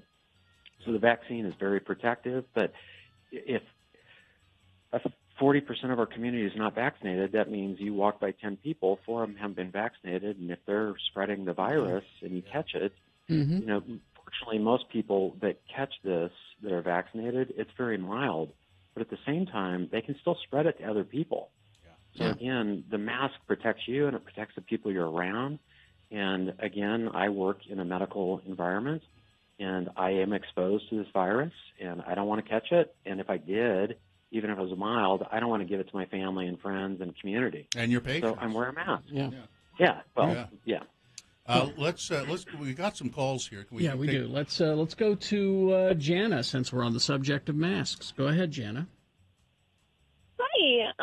So yeah, I was just asking if so I got the vaccine and I also got COVID about 2 months ago. And I was just wondering if I should still be wearing a mask in like social settings and at work and stuff like that, because like 98% of people at my work don't wear a mask anymore. And I'm just wondering if I should still be wearing one. Yeah, Dr. Cobble, I don't know if you could hear him, but he was kind of saying, you're going to say yes, right, Dr. Cobble? Yeah, and again, I think the point is that you've already caught it once. You don't want to catch it twice. I've had 2 patients catch it twice now. And you should have a better immunity because you've caught it and you've been vaccinated, but you've already proven that you can catch it. And I think if you're around people that aren't wearing the mask, if it's easy for you to wear, it's just so much safer. Yeah. I went to a busy restaurant last night, and I have to confess, no one there was wearing a mask, and I was not wearing a mask. And I felt uneasy about that. Yeah. Now, the one thing that I could say to myself was, well, at least I've been vaccinated, so I was pretty, but I would have been better off wearing the mask on top of that. All right. Okay, Jana? Thank you, Jana. We'll take more calls at 877-602-9696. Kate, hang on. We'll get to you. And we do have 2 lines open, so you can speak to Dr. Cobble at 877-602-9696. Traffic shouldn't be slowing you down this morning because at least as far as UDOT's concerned, everything is moving well. If you see something that's not moving well, though, you can always text it to us. Just make sure it's safe for you to do that, 33986. Thank you very much. We will take a break and we will be back. Questions for Dr. Cobble, 877-602-9696. Or you can text in. We prefer your live phone calls, but if you want to text in your question, text it to 33986. KXRK Provo. Hey.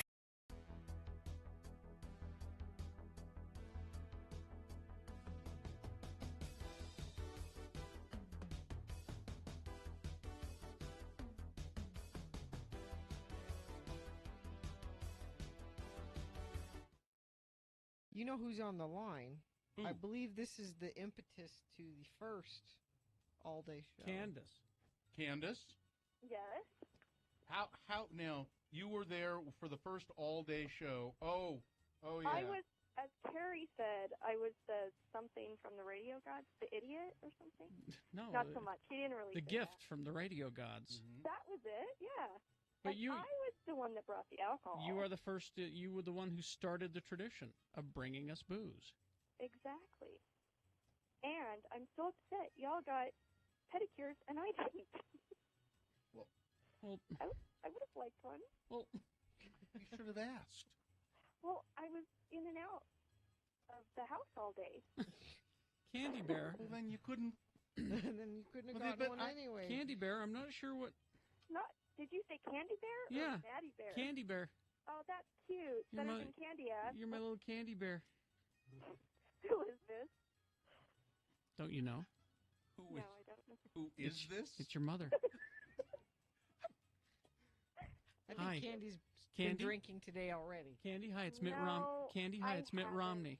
Candace, Ew. do you have any idea what you're listening to or where you are? It's a country station, and I'm in Texas. No, of course I do, you silly gooses. That Candy? was ridiculous. Candy Bear? Don't call me Candy, please. My dad hated that. It's Candace. It's Candace, Carrie. Yes, it's Candace. If still, your dad and I hated will- that, he shouldn't have named you Candace. Yeah. He's no longer living. That's rude. Well, I'm sure his feelings are hurt. Did you call us Candace? Yes, I did, and she I did. meant to get abused. Okay, because I thought maybe the interns had called you and then No, nobody just picked your name remembers. out of a phone book or something. Nobody You remembers. wish. Nobody remembers what, Candace? Any of this, Any of and I'm even on the CD, and I'm so sad. She's I'm the joking. she's the phone call. She's the reason. Carrie's She's the reason story. that we did story. because I didn't get a chance to Yeah. tell my Hawaii story. No, it or was your Vegas. My Vegas story. Vegas my story, Vegas that's story. right. Exactly. And and Carrie, I saw you at that one clothing store. I don't remember. You remember, Carrie? was Oh, was I yeah, was wait I a minute. was I buying my garments? It was that one Was it that clothing one? store. That one No. clothing store? I don't know what you call him. Come on, help me out. A thing. You a know. management, A thing. Whatever. I can. Oh, I can, was it a remote? You know, I can see why you were the impetus for the all-day show because it takes all day to get anything out of Holy you. crap! You've been doing this all day. I'm tired too, and yes, other whatever. She's But drunk. No, I'm not. No. I'm just embarrassed. Candy Bear? This is the note you want to go out on, Yeah. by the way. Yeah, no, Oh, Candace, you've been rickrolled. I'm sorry. God bless you, Candace. All right. I'm glad that somehow you started the all-day show, but no, that's not the note we want to go out on. Well, we got 20 minutes. But as with all of our all-day shows, I seem to remember that they go out not with a bang, but a whimper. I've been whimpering for the last hour and 20 minutes. They just kind of peter out at the end. So, Well, Gina, I'm used to your whimpering. It's what I do.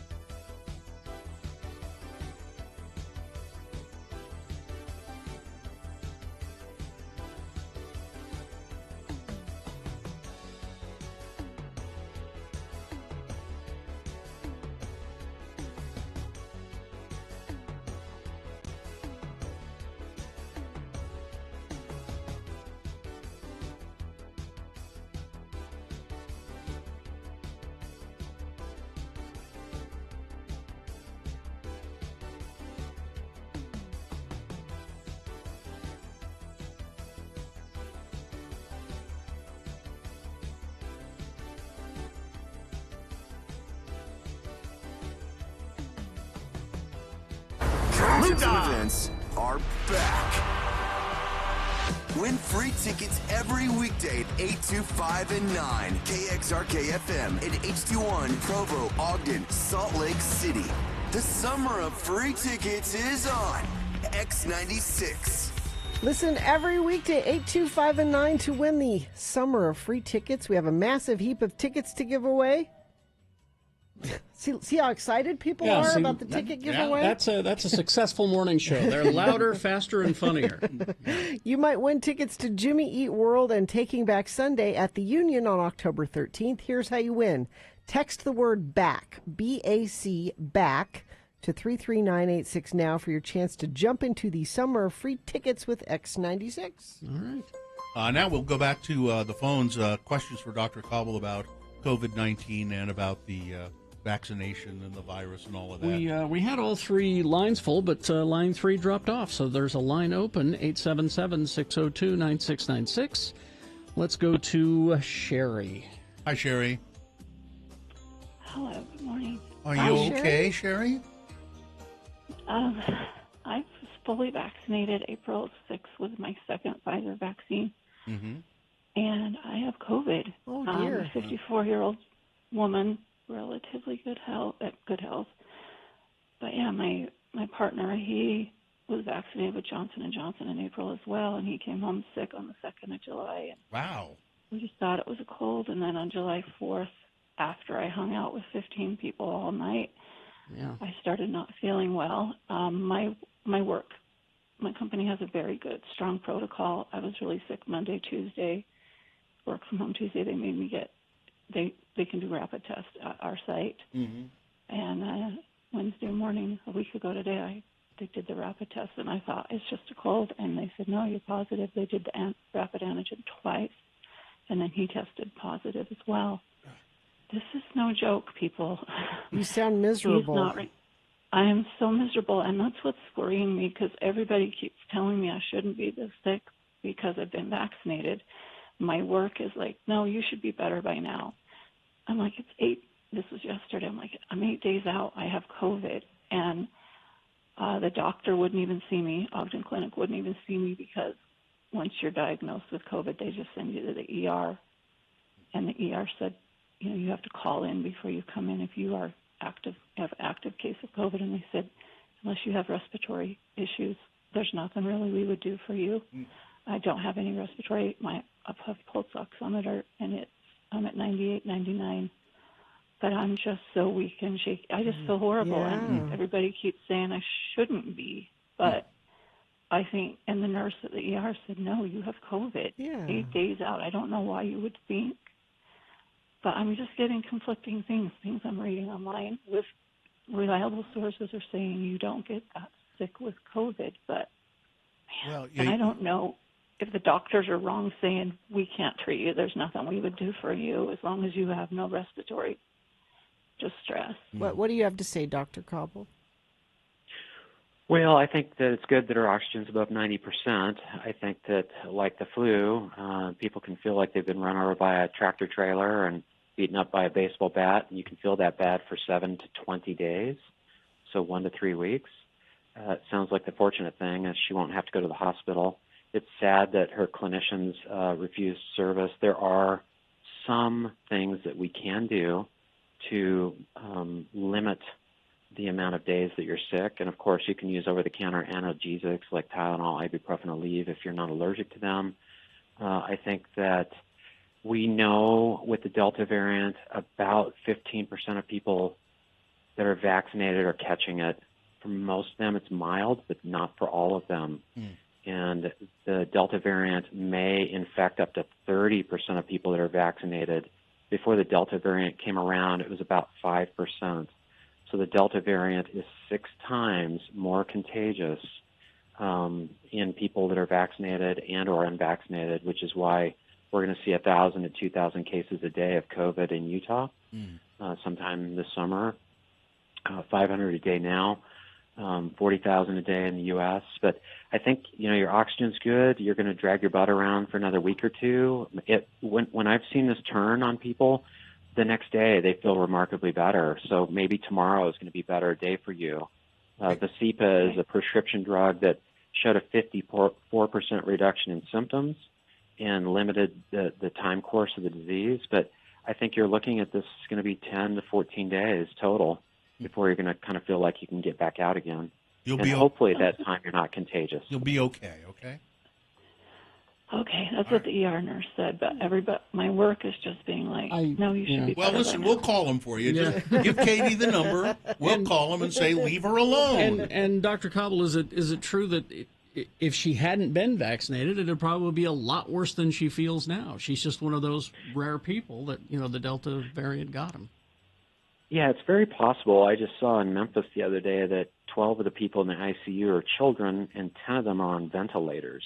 So there are still a lot of people circulating this thing that kids don't get sick. If they get sick, it's really mild. But again, the good thing is your oxygen's 98%. You're going to just feel pretty crappy for a couple weeks. And again, the course of this could be 3 weeks. So your employer is saying, well, you should be better in 8 days. So much crap. It's almost like you should turn them into HR or turn them into the state.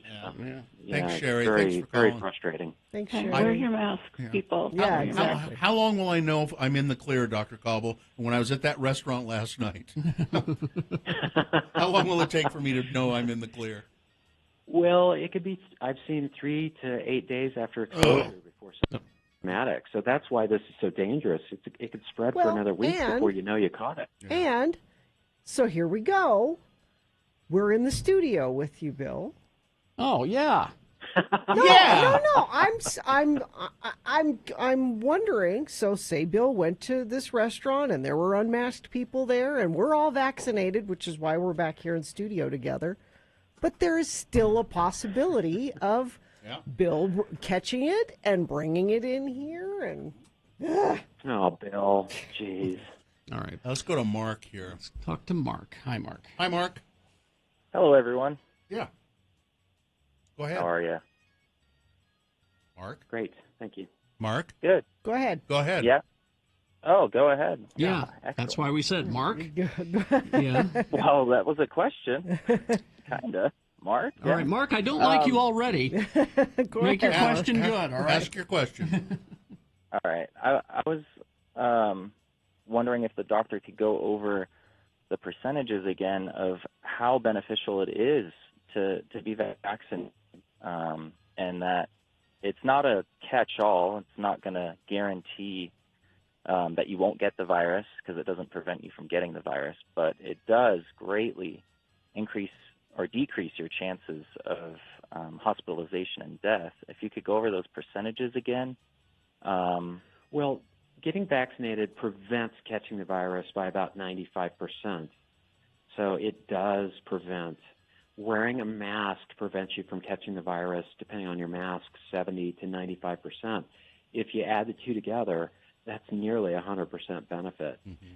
So I think that with the Delta variant and getting the vaccine prevents death or hospitalization by 98%, pretty good prevention. And then with the Delta variant, unfortunately, it appears that it's only going to give about 85% immunity at best and maybe 65% immunity at worst. And that's after you've had both vaccines. So that's 30 days after you've had the dual vaccination. So again, this is a vaccine. This is a treatment that can prevent death 98%, prevent infection 95%, worst case scenario maybe 70%. If you wear a mask with it, you should be protecting yourself 95% plus. So wear the mask, get vaccinated, do what you can to save your life and the people around you. All right. Yeah. Thank you, Mark. Thank you. Oh, I just had another follow-up.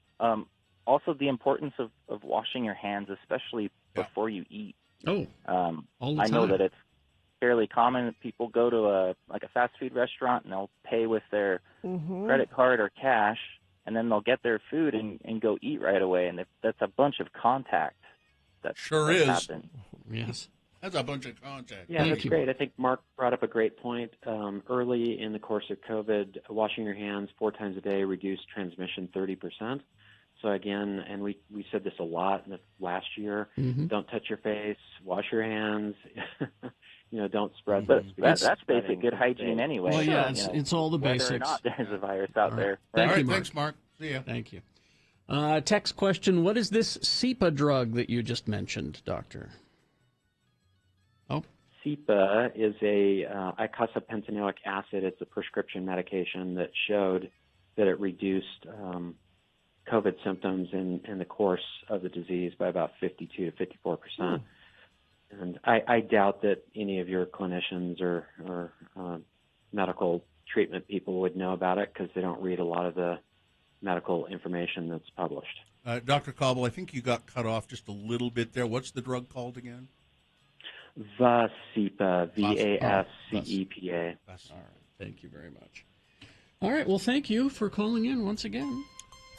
Stay safe, and we'll talk to you next week. And and let's all think about some brilliant idea to get people vaccinated, and we'll have it for you next week.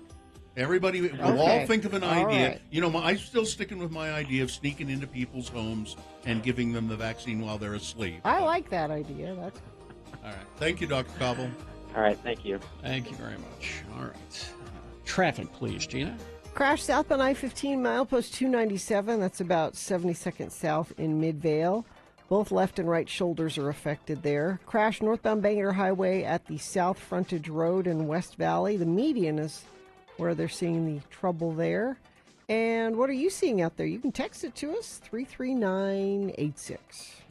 Boners round 2 coming up. Here are the candidates you will be considering. Number 1, Lego my Glock. Guns are fun. Shooting is fun. Boner candidate number 2, I know what. Let's bomb them. And boner candidate number 3, I was giving a patient a choice. Boners round 2, big boy news, all coming up. Also things that must go on the way. Stand by for all of that. BigOTires.com. The team you trust. So go in there right now and save money on the Big O brand tire. Up to $150 off Big O brand tires right now. And that's through August 1st. So you still got some time. But go visit Big O Tires. But even with that $150 savings, it still might be a lot for you. Yeah. Tires can be a big expense. It can be an unexpected expense.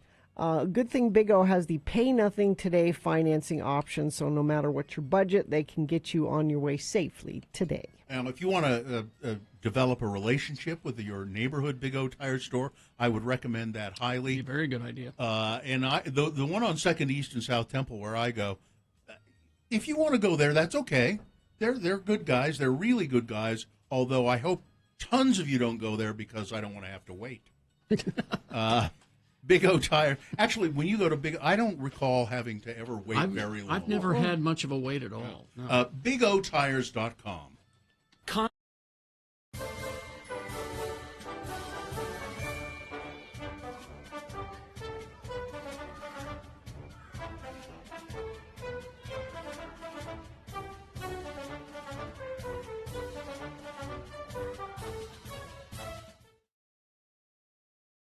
It is the 23rd century.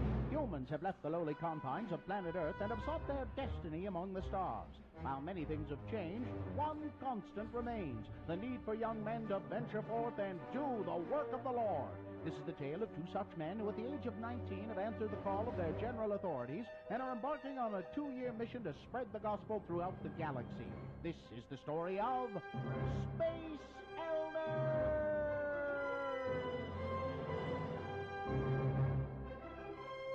Once again, we join our missionaries as they orbit a small planet. Hey, Lehigh, my sensors are picking up a distress signal from a small craft on the surface. Yeah, I see it. Well, there's nothing else in this sector for parsecs. We better land and see if they need some help. Well, according to my tricorder, it should be right over there. Oh, yep, there it is. Well, that's odd. What? Well, it's just not often you find a spaceship made out of cardboard and held together with masking tape, staples, and paper clips. Well, it's a good thing we came along. I'll bet they need our help. Oh, looky there. It's a guy in a spacesuit. Excuse me, sir. Halt! Identify yourselves. Hi, I'm Elder Christiansen, and this is Elder Jensen. Hi. Elders, sounds important. I'm Buzz Lightyear. Well, we represent the Church of Jesus Christ of Latter-day Saints. You know, the Mormons. Mormons? And we was wondering if we could offer you some assistance. Yeah, looks like your craft could use some work. Why don't you let me take a look at that, huh? Get back! Oh, look out, Budge. He's got a... looks like a little blinking red light on his wrist. I have got to get someone at Space Command to look at this thing. Hey, where are you headed, Buzz? To infinity and beyond. Ooh, sounds like fun. That's a nice spacesuit you got there. Hey, what do these buttons do? Please, don't push the buttons on the suit. I am Buzz Lightyear. I am Buzz Lightyear. I come in peace. Buzz Lightyear to the rescue. Wow. I told you not to press the buttons on the suit. Oh, hey, that's cool. And this one... Wow, wings! Yeah, I can fly. Will you leave the suit alone? Well, looks like your ship is all ready to go. All you needed was a little duct tape to hold the vertical stabilizers in place. I am forever in your debt. Hey, listen, you want me to take a look at that little blinking red light laser device while we're here? No, your companion has done enough fiddling with my equipment for one day. Well, would you be interested in learning more about the teachings of our prophet, Joseph Smith? Not today. It takes a long time to get to infinity, and then more to go beyond. I'd better get going. Nice meeting you. Well, bye, Buzz. Bye. Will I ever get anyone to listen to the first discussion? Will Buzz Lightyear make it to infinity? Will Butch's duct tape repair job hold buzzers together? Tune in next time to hear Lehigh say... Oh, it's a shame we couldn't convince him to convert. Well, I doubt that action figure toys could count as converts, and I don't think action figures can hold the priesthood. Besides, I'd have to reprogram his voice chip in order to allow him to give the opening prayer. On the next lead-shaving episode of Space Elders!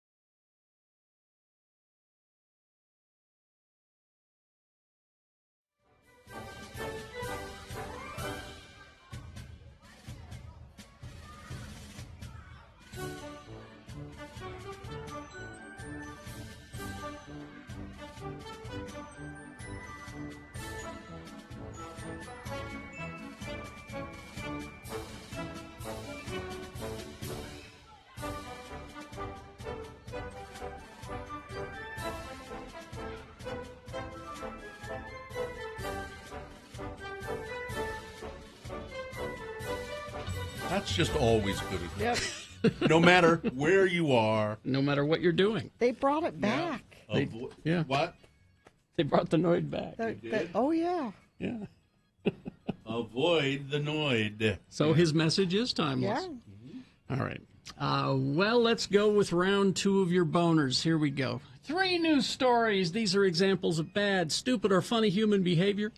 You'll decide with your votes of these 3 candidates which one is the worst, which one deserves to go forward to Boner Fight and possibly become Boner of the Day. Winning here does not make it Boner of the Day. It'll have to defeat the winner of round 1's voting. We did that an hour ago. Sent that one to Boner Dome. It's in Boner Dome just waiting for the winner of this, round 2.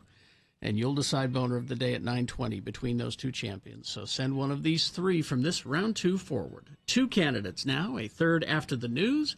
Once you've heard all 3, you'll vote.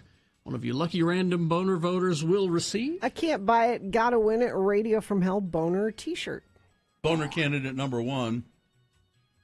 Lego my Glock. Because guns are fun. Shooting is fun. Did you see this? What? Mm-hmm. X96.com. I hope we have a picture of it. This is a Utah company who did this. They make custom modifications to firearms. And they debuted what was described as a fun and new product. A kit that encases Glock handguns in red, yellow, blue Lego blocks. There it is. X96.com. That's a real gun? That's a Glock. It's an actual gun. That's a terrible idea. Yes, refashioning lethal weapons to look exactly like children's toys. What? We've been building guns out of blocks for the last 30 years, and we wanted to flip the script to aggravate Mom, said Provo-based Culper Precision. This is Utah thing? Yeah. It went on to argue that personal defense is a right granted by God. By God. And that gun ownership is protected by the Constitution, before getting to the most important reason that the company was selling this modification, Block 19, as the design was named, for $549 to $765. What part of the Bible does God talk about guns? I don't remember that. Striking down upon thee with great vengeance and furious anger. Oh, no, wait. He was just using his magic. Well, I think it's in Revelations, Gina. Okay, I think and they picked up their long rifles and they picked up their handguns and and their met Glocks. the beast and met the beast with the. This is such a horrible Yeah. idea. Yes. That is Yes, it that any kid. How is this even would pick legal? that A up mother and- wondered. and play You know, with that. and I would think the cops would be concerned about this. You know, so because they're they might see a toy gun and Even kids that have been trained to not pick up guns and handle guns would see that and, And think it's a immediately, toy. yeah. So there you go. It's a Utah company. Jeez. Boner candidate number 1. Lego my Glock. And the guy, and then a quote from the guy later on in the story was, shooting is fun. Guns are fun. We're just going along. That's not the point. All right. Boner candidate number 2. I know what. Let's bomb them. Miami Mayor Francis Suarez appeared on Fox News Tuesday to offer suggestions on how the United States should respond to the unrest in Cuba, where tens of thousands of protesters have risen up against the communist regime. Suarez told Fox News anchor Martha McCallum he thinks military options should be on the table. Quote, "It's difficult for any elected official, Republican or Democrat, not to take the side of the Cuban people when they see images of people risking their lives and protesting in the street." Mayor Suarez then suggested using the U.S. military to assist the protesters. What should be being contemplated right now, he said. She said, I don't know if it's he or she, Francis. Oh, that must be Francis. That's him right there. Said is a coalition of potential military action in Cuba, similar to what has happened in both administrations, both Republican and Democrat administrations, and Republican with Bush in Panama. They deposed Noriega, and that country had a peaceful democracy for decades. And if you had interventions by a Democrat president, let's see, taking out Osama bin Laden in Pakistan. Anyway, what I'm trying to tell you here is that we have many, many options. Maybe we ought to bomb them. No. Are you suggesting airstrikes in Cuba? McCallum interrupted. What I'm suggesting is that option is one that has to be explored. No. And cannot be just simply discarded as an option that is not on the table. How does bombing them fix anything? It doesn't. How? It doesn't fix a damn thing. We had to bomb them. Let's turn Cuba into a parking lot. That's what we. Let's nuke them till they glow. That's what we should do. Nuke them till they glow. Boner candidate number 2. Coming up in a moment, Boner candidate number 3. I was giving a patient a choice. Boner candidate number 3 for round 2. Coming up after this, Big Boy News and Opinioendo, brought to you by... It's the coldest, driest, windiest place on Earth where weird and wild creatures thrive. Antarctica transports you to the farthest reaches of Earth and reveals what happens there affects every single one of us. Now playing in Clark Planetarium's IMAX Theater. Speaking of weird creatures, There's an insect called a meadow froghopper. Looks kind of like a grasshopper or a cricket from this picture. That urinates so much that it could drown itself. Luckily, the insect, Philanus spumarus, which is approximately the size of a Tic Tac, has a butt catapult that regularly flicks the globules of urine into the air and safely away from its body. If you do what I did and signed up for Science Times, you can get wonderful stories like this. Among entomologists, the froghopper's urinary powers are well understood, but the insect's suction abilities, which long confounded scientists, have turned out to be even more impressive than its urination capability, according to a paper on the meadow froghopper's feeding mechanism. Froghoppers are common in Europe and North America. They're known to spread certain bacterial diseases among plants. They urinate almost constantly because the insects feed on pure xylem sap, which is a liquid that is so bereft of nutrients one must sip and sip. So this is the food that they eat, which has almost nothing in it to keep them alive, so they have to eat tons of it. Sounds like Mother Nature screwed up on this one. Sometimes they sip this fluid 24 hours a day, 24 hours straight. Most sap-drinking insects drink phloem, which is a sugary liquid in plant vessels that's easy to get because it's driven by positive pressure and there's a lot more nutrients in it. But the froghopper, the old froghopper, no, it drinks this other weird, and then it would drown in its own urine if its butt didn't flick the drops of urine away. Very weird. Speaking of froghoppers, Justin Bieber spent $1,000 on weed and edibles the other day at one store, cannabis store in L.A. He can afford it. Yeah, that's true. Let's see. We've got, just quickly, Nicolas Cage. He was going to play Joe Exotic on a series on Amazon. They've scrapped it. Oh, thank goodness. Can we all just stop talking about Joe Exotic and Yes. let him rot in prison where he deserves? I really, really would have watched every bit of that. Nicolas Cage as Joe Exotic. Let's see. The death toll from the collapse of the Champlain Towers South in Surfside, Florida last month increased as search and recovery workers discovered an additional body on Tuesday. The death toll now they thought it would be 100 or more people ultimately. Now they're saying they expect it would be 95 to 99 people would be the ultimate death toll. Search and recovery operations are nearing the end. So they were going, when they said 120 people, it was just people that were unaccounted for. Yeah. But they didn't know. Some of those people were away, out of town, whatever. So it'll be 99. 85 of the bodies recovered have been identified. Really? The other 10 will have to be, DNA, and it'll take some time to do that. Tucker Carlson, you bet, says Texas lawmakers who fled the state are committing an act of insurrection. No, they're not. The Fox News host began his show by slamming President Biden for saying in a speech earlier in the day that Republican legislatures' efforts to make it more difficult to vote is the biggest crisis of democracy since the Civil War. Quote, sound a little overheated to you? Carlson said. Even allowing for the dementia, it was a stunning, irresponsible thing for an American leader to say out loud. It was dangerous.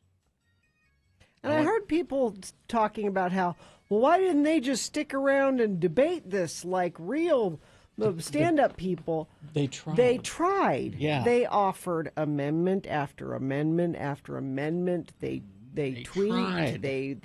And the Republicans in the Texas State Congress said no to every single one of them. They were unwilling to discuss anything Because they were too liberal.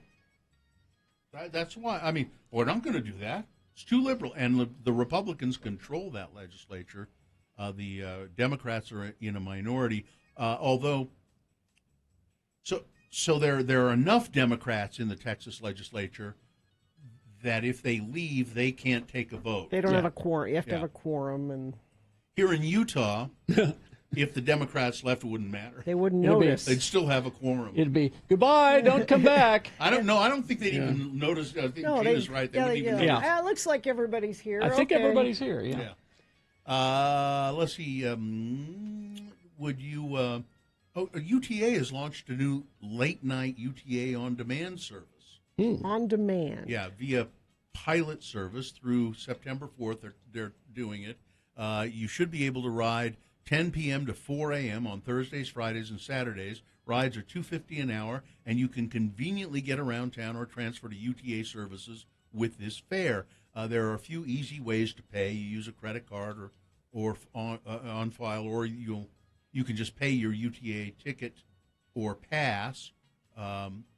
So this is an on-demand service. You can summon them. They will. It's almost like Lyft or Uber. Yeah, I was going to say I don't need that. It's a shuttle, a van. Well, it's cheaper for one thing. Is it? Yeah, and it'll connect you with the other UTA services if they're operating at the time. And then let's see. Finally, we want to do one more. So they'll do that instead of running the trains late on the weekends. Well, I don't, yeah. Lake Mead. Yes. Is it? Can we still call it that? It's almost. It says in this story, unrecognizable. Lake Mud. It is the. So we have Lake Powell. And then the river goes down to Lake Mead from there, and that's the last one on the chain. Lake Mead is so low that you should see the pictures and see where the water line used to be and where it is now. If I understand this correctly, if a reservoir like that gets too low, the dam will cease to function. Yeah, it needs a certain amount of water. And then I don't know. What do? Do you just take it down? It's very. The scarcity of water is less visible in certain areas, but and this supplies water to Las Vegas and Los Angeles, and, Southern California, and it's not going to be there very much longer. Nope. All right. That's Sports weather traffic. Brought to you by, are you searching for Pokemon? Locally owned Haster Games has the best selection of Pokemon, Dungeons & Dragons, Magic, and more. Shop online at HasterGames.com or visit the store, 6831 South State. Curbside service is available. This is also sort of a Hello Sailor Boy. My sailor son, Festus, took his wife to the baseball in Jacksonville. It's the Jacksonville. Can you guess? No. Jaguars. The Jacksonville is it like a AAA or? Yeah. Okay. Sailors. I don't know. The Jumpers. You're close, Bill. The Jacksonville Jumbo Shrimp. Oh yeah. Really? Well, they have great shrimp there. The Jacksonville Jumbo Shrimp. The mascot for the Jacksonville Jumbo Shrimp is Scampy. Oh yeah, sure. He runs around in a shrimp costume. It's a guy in a shrimp costume. Yes. Okay. I like it. So, I don't know who won or not, but they went to, and I thought we had pictures. There we go. There's a x96.com/live. Festus got a T-shirt. You need one of those shirts. Yeah, the Jacksonville Jumbo Shrimp. So, and just speaking of your baseball, last night the Bees. Bill did not go to the game, no. I can tell, because they lost to the Sacramento River Cats. I'm sorry. It's all his fault. You could blame him. They lost 9-4, and they start a road trip this Thursday in Tacoma against the Rainiers. that is your sports. Oh, also I should mention this. RSL and LA are going to be at the Riot on the 21st. You could text RSL, just the letters RSL, to 33986, and you could win some tickets to that match. Weather, so we've got a little bit of a cooling trend. 96 for a high today. That counts as a cooling trend. And a slight chance of some spotty sprinkles up north here. Better chance of rain the further south you go. But we might have a little something throughout the day today. At least this weather pattern is getting rid of some of that smoke we've been dealing with for a while. Yeah. So air quality should be a little better today, too. Should be below 100 for the next couple of days, but we creep right back up again by the weekend, unfortunately. Traffic, let me refresh my UDOT website here. Crash southbound I-15, 72nd south in Midvale. That should be about cleared up, and that's the most recent accident I'm seeing here. But if you see something, you can always text us, and I'll pass it along. Just make sure it's safe for you to do that, 33986. All right, here's boner candidate number 3. I was giving a patient a choice. Harriman, Utah. A Utah pharmacist has been disciplined by the Division of Occupational and Professional Licensing for allegedly preparing and giving out a completed COVID-19 vaccination card without giving any vaccination to the patient. In a disciplinary stipulation order filed by the Department of Public Licensing, pharmacist Bruce F. Watcott admitted to seeing a reluctant patient in June who was seeking the COVID-19 vaccine at the request of their employer because that patient's job included travel. Now, Mr. Watcott allowed a pharmacy technician to counsel the patient on alleged and unconfirmed adverse reactions to receiving the vaccination, including that the vaccine could, quote, cause infertility. It's not real. Watcott did not correct the misinformation, and as a matter of fact, they didn't administer the vaccine either, and they gave the patient, the customer, a card that said that it completed the vaccination. He should lose his license over that. Well, he has. Let's see. I believe they have suspended his license for a certain period of time. I don't know. I know it's here somewhere. I just don't know where. So boner candidate number 3. Yeah, and his explanation for it was, I was just giving the patient a choice. No. All right, let's review the first 2 and vote. Boner candidate number 1, Lego My Glock. Shooting is fun. Guns are fun. It's a Utah company who has made a kit. You can buy a kit from them and then turn your Glock handgun into what it looks like a toy gun made out of Lego. Boner candidate number 2, I know what. Let's bomb them. That's the mayor of Miami, who suggests this is the way to deal with the crisis in Cuba right now. We just drop some bombs on them. And boner candidate number 3, I was giving a patient a choice. Okay, here we go. You've got to decide, these 3 candidates, which one is the worst. Which one deserves to go forward to Boner Fight and possibly become Boner of the Day. Winning here does not make it Boner of the Day. Winning here means it'll go up against the winner of round 1's voting. We did that an hour ago. But we'll take both of these winners and put them against each other, and you will decide Boner of the Day at 9:20 with your vote in Boner Fight. Right now, you got to pick one of these 3 from this round 2 to send forward. 1, 2, or 3. Remember your candidate number, the one that you think should win. Put that single digit in the message of a text, and then text that to 33986. Or call Katie in the producer's booth and just tell her, use your voice. 877-602-9696. Or go online, x96.com. Look for the box that says Boner Voting, July 14, 2021, and vote there. You've only got 4.5 minutes, so let's go. This is round 2.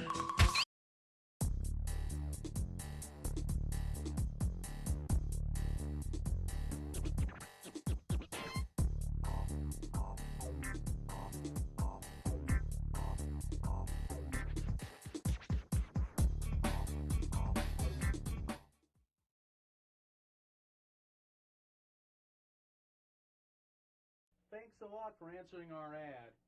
Look, we've got a lot of other people to interview, so we'll just let you know, okay? Loser. God, what a bunch of no-loads. I mean, we haven't had one single applicant that I'd even consider hiring. Why are they so bad? I just think it shows you the quality of people who read the paper. Yeah. Losers, all of them. I don't know. Maybe it's the way the ad is worded. How does it read? I think I wrote it just the way we talked about. Look, here it is. Okay. Oh, listen.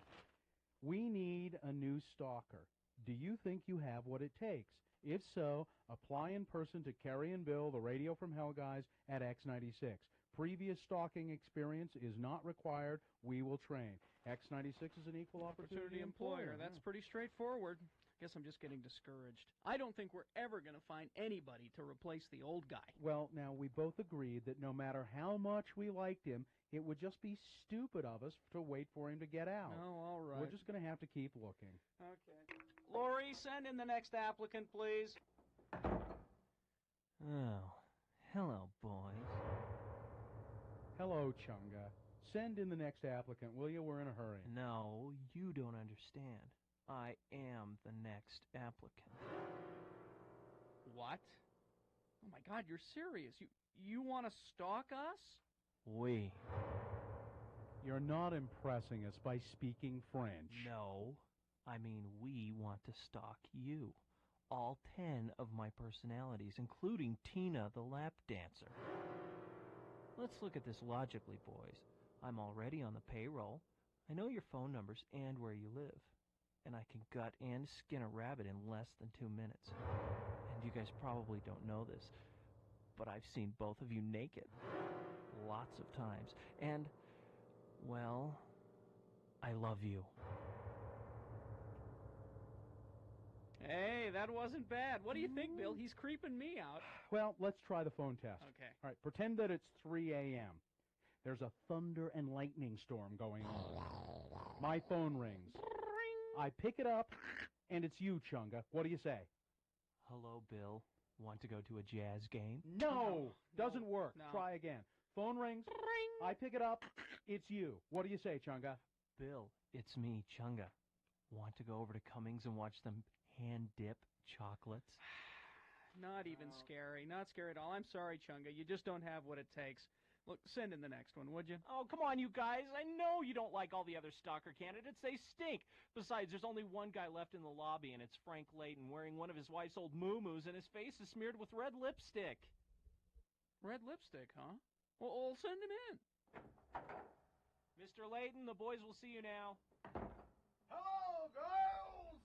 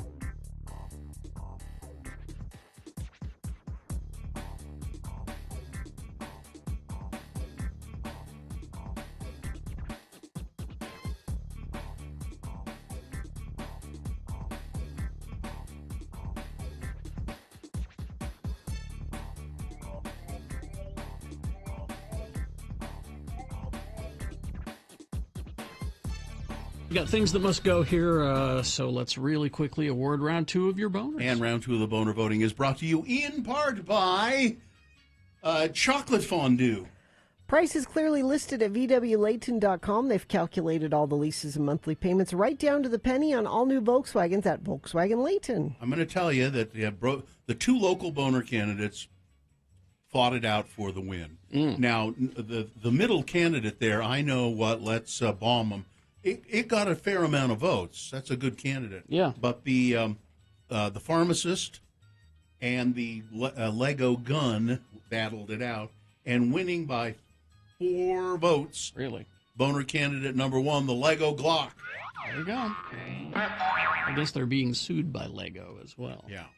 All right, there you go. That's the winner of round 2. It goes forward to Boner Fight. It might be Boner of the Day. We'll find out We'll find out. You'll vote at 9:20 of those 2 candidates. Which one is Boner of the Day for today? Things that must go, brought to you by. When I get the carpets clean, it's never just clean, it's Zero Res Clean, and I won't have it any other way. Schedule your cleaning online at ZeroResSLC.com. Things that must go on the radio. From Hell Show. Now, these are things that are just bugging the hell out of you. You can't stand them anymore. You want these things out of your life. They are things that must go. So you send them in an email to us at radiofromhell@x96.com. And if we read your must go on the air, maybe it'll make you feel better, and maybe these things will disappear from your life. How about you, Gina? You want to start? Sure. Actually, Katie put this up on our Facebook page yesterday, which was great. A lot of you responded there. Thank you for doing that. Except for this person, I just wanted to mention. This is from Shiloh. Oh, yeah. My things that must go. Radio from Hell being so woke and politically correct that they can't even be funny anymore. I consider myself a very liberal person, left-leaning politically, but I'm losing interest. So what must go is us being woke. What does being woke mean? Being woke means understanding other people's struggles, racism, sexism, empathy, having empathy. Having empathy. So that's what Shiloh thinks must go is us having empathy for. Well, my must go is Shiloh lying about being left-leaning, because I looked at his Facebook page. Not? So there's that. Now here are some good must-goes from the Facebook page. This is from Lindsay. People coming up to my car window asking me for money. I'm a woman alone in my car. A man approaching my window is scary and intimidating. Don't do that. Yeah. This from Sheridan. Things that must go. People yelling and saying really awful things to vet techs and veterinarians who are honestly just trying to help. I don't know why that would happen. This from, let's see, don't use my name. I work at the Sandy Costco. My must go is members who put obviously heavy items on the belt at the register. The belt has a weight limit. 4 cases of water is too heavy. Oh.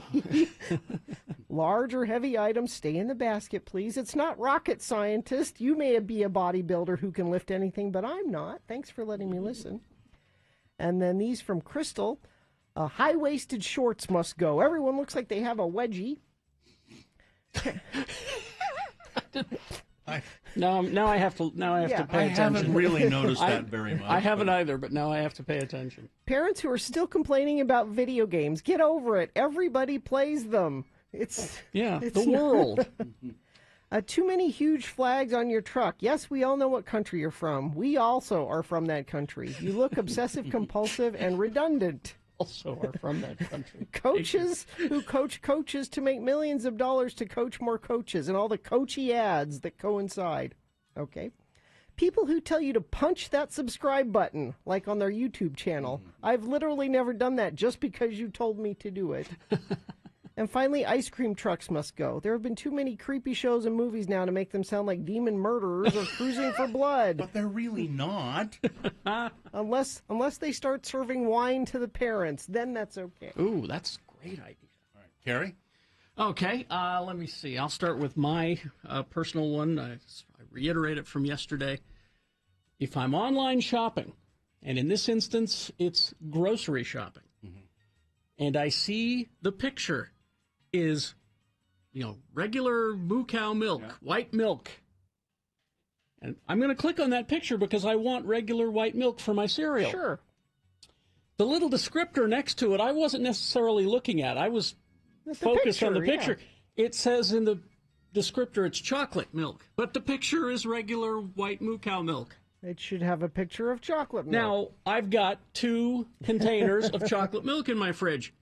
That must go, but at the same time, I'll let you know next week what it's like to have chocolate milk with my Cinnamon Life cereal. Maybe it's a wonderful thing. Maybe I've got a great discovery ahead of me. Let's see, this one from Meredith. Nothing is more sad than going to a grocery store and all those live plants outside, all hot and thirsty. Who the hell is supposed to water them? Droopy and dying, kills me every time. Make it go away. This one from Chris. What must go is the excessive heat. It's too damn hot. What also needs to go is my apartment not having air conditioning. Just a small, ineffective swamp cooler. All it does is make the hot air in my place muggy. Oh, Chris. Let's see. This one from, well, I'm not given permission to give the name, so I will not. Hello, I saw your tweet for things that must go, and I have these 3 things on my mind for years. The woman at work who has a sign that says, I like my husband, but I love chocolate. Yeah. The person, Pretty stupid. when bowling, who always says, nice shoes, because Every time. the rental Every shoes, time. yeah. This is an interesting commentary. There are very few people who can say things like wax poetic or I think the lady doth protest too much in a regular conversation and not sound like a complete tryhard. For example, Bill is someone who could get away with it. Gina is not, and Carrie wouldn't even try. When you started that, I said, "Oh, I say those things." Interesting. All right, there you go. All right, let's see. I have just one of my own. People who will not acknowledge climate change. Yeah, we are sitting here in. Yes, there was a drought like this in the 12th century or something. But this is directly. Look at Lake Mead. Look at Lake Powell. Feel the air around you. This is climate change. It is. I don't know that there's anything we can do about it. It may be too late. I posted a picture on my Instagram yesterday, and it's Jonesy paddleboarding at Pineview Dam a year and a half ago, and it's full of water. It's this day a year, and it's there's no water where the water is in that picture. None. I'd invite you to look at Gunnison Reservoir, but it's not there anymore. No. All right, so that's and again. Just acknowledge that it's climate change. That's man-made climate change. Yes. I don't know.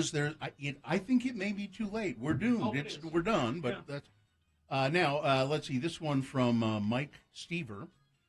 Some checkout folks who just drop the divider bar in the slot, but do not slide the divider bars to the end of the conveyor belt, so that they can be easily put into service without climbing over the person just ahead of you. Airport flight gate announcements that cannot be heard above the madding crowd. People who talk 10,000 miles and in a low volume and then leaving a message and then callback numbers that no one has to. I can't figure that one out. When store checkers open a checkout station because of lines but do not make sure that people who have waited for the longest time are not alerted first. The Johnny-come-lately person in line becomes the first person in line. And people who crowd luggage, return carrots. This person has a lot of trouble with people jumping ahead of things. Let's see, this one from Polly. Let's cut to the chase and please use my name. Oh, I have 2 things. One thing that must go is I think most of us in civilized society can agree upon that's stealing packages from people's porches. And it's just, how lame and desperate do you have to be to steal the custom bra that I had delivered? Oh, man. I hope you like super expensive coffee, too, you little jerks. That was a gift from my boyfriend, And that yellow vase from West Elm, well, I've had my eye on that for months, and now it finally went on sale, and I saved up to go ahead and get myself one. Well, the vase, I hope you have something good with it. Also, people who think COVID is over and can they can just F the hell right off. I work in a rural hospital, and cases are climbing again.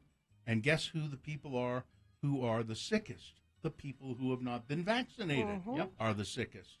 Last year was traumatizing enough for everybody who works in healthcare. And my double rant is done. Now I'm going to have some wine and go to bed. Thank you for the outlet that you three provide. Much appreciated.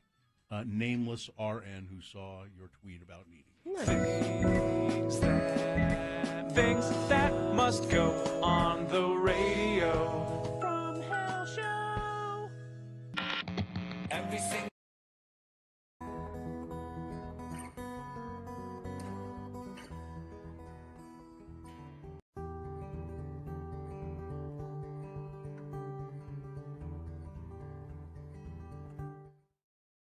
Gina, most people, when you go to a party and someone turns on the TV, the party goes from within about 15 minutes to everybody staring blankly at the television. That's true. And not talking to each other. That is true. So it'll be a good thing to do at the party. Yeah. The point of the party, if you're having a TV party, then yeah, turn on the TV. Yeah. Otherwise, don't. Just Is that a why your suggestion. parties don't work, I don't Gina? know. Could that I'm not be good it? at having parties. When's the last time you gave a party? I don't know. What counts as a party? Is having people over a party? Or do you have to have, like, a celebration of something? No, I think if you invite people over, it's a party. Even if it's a family dinner, it's a family dinner party. Oh, then we have those all the time. Do you? Yeah. And the TV goes on. No. After dinner? No. No TV. During dinner? No. Music. Oh. That's it. No TV. I love people who watch TV during dinner and have TVs in their kitchens and stuff. That's just really odd, I think. We don't want to talk to each Yeah. other ever for any reason. Yeah, it's just really strange. I knew a family who had a small TV on their dinner table, and they would eat dinner and watch television. Sitting on the table. Yeah, sitting on the corner of the dinner table, a small television, and it was on when they ate dinner. So they never talked to each other. No, not much. Maybe that kept the fights down. Well, that's what I'm thinking. Now, when we watch TV and eat at the same time, it's because usually we don't have the time to do them both proper. So then do you take we the have to food to the combine. couch? Yeah. Take the food downstairs. When I first met my wife, I was not adverse to doing that. I was also not adverse to having a television in the bedroom, and she was against both of those things. And so we have not done them I haven't done them in years, and now I can't imagine doing it. Even having a TV in your bedroom? No, God, no. No TV in the bedroom. Why? Especially not in the bedroom. Why especially not in the bedroom? Because you don't like to get under the covers and... Because it's useless. For me, it's useless. If I had a TV in the bedroom, I mean, when I go in the bedroom and get in the bed, you know what I do? Bonk, sleep. Within 2 minutes, I'm out. And if there was a TV in the bedroom, I would be out within 30 seconds. I mean, it would serve no use. It would just serve absolutely no purpose to me to have a TV in the bedroom. Got to have a TV in the bedroom. Do you always watch TV before you go to bed? No, it gets turned on maybe once a week. But you got to have it. But you got to have it. Those Saturday mornings when you wake up and you're not going anywhere and you're just kind of lying there, you're like, let's see what's on. Yeah. That'd be Let's nice. watch a little cartoon. That would be nice. You know what you need? You know. You need what we have is like a cabinet that you can just totally shut it off. That's so what we have. So you can Well, and then pretend there's no TV in there until you really The other want reason one. you need the TV in the bedroom is, well, the porn. But that's another subject altogether that They have porn on TV? Sure. You can put the porn on TV. Really? Uh-huh. You control the vertical. You control the horizontal. No, the porn controls the vertical.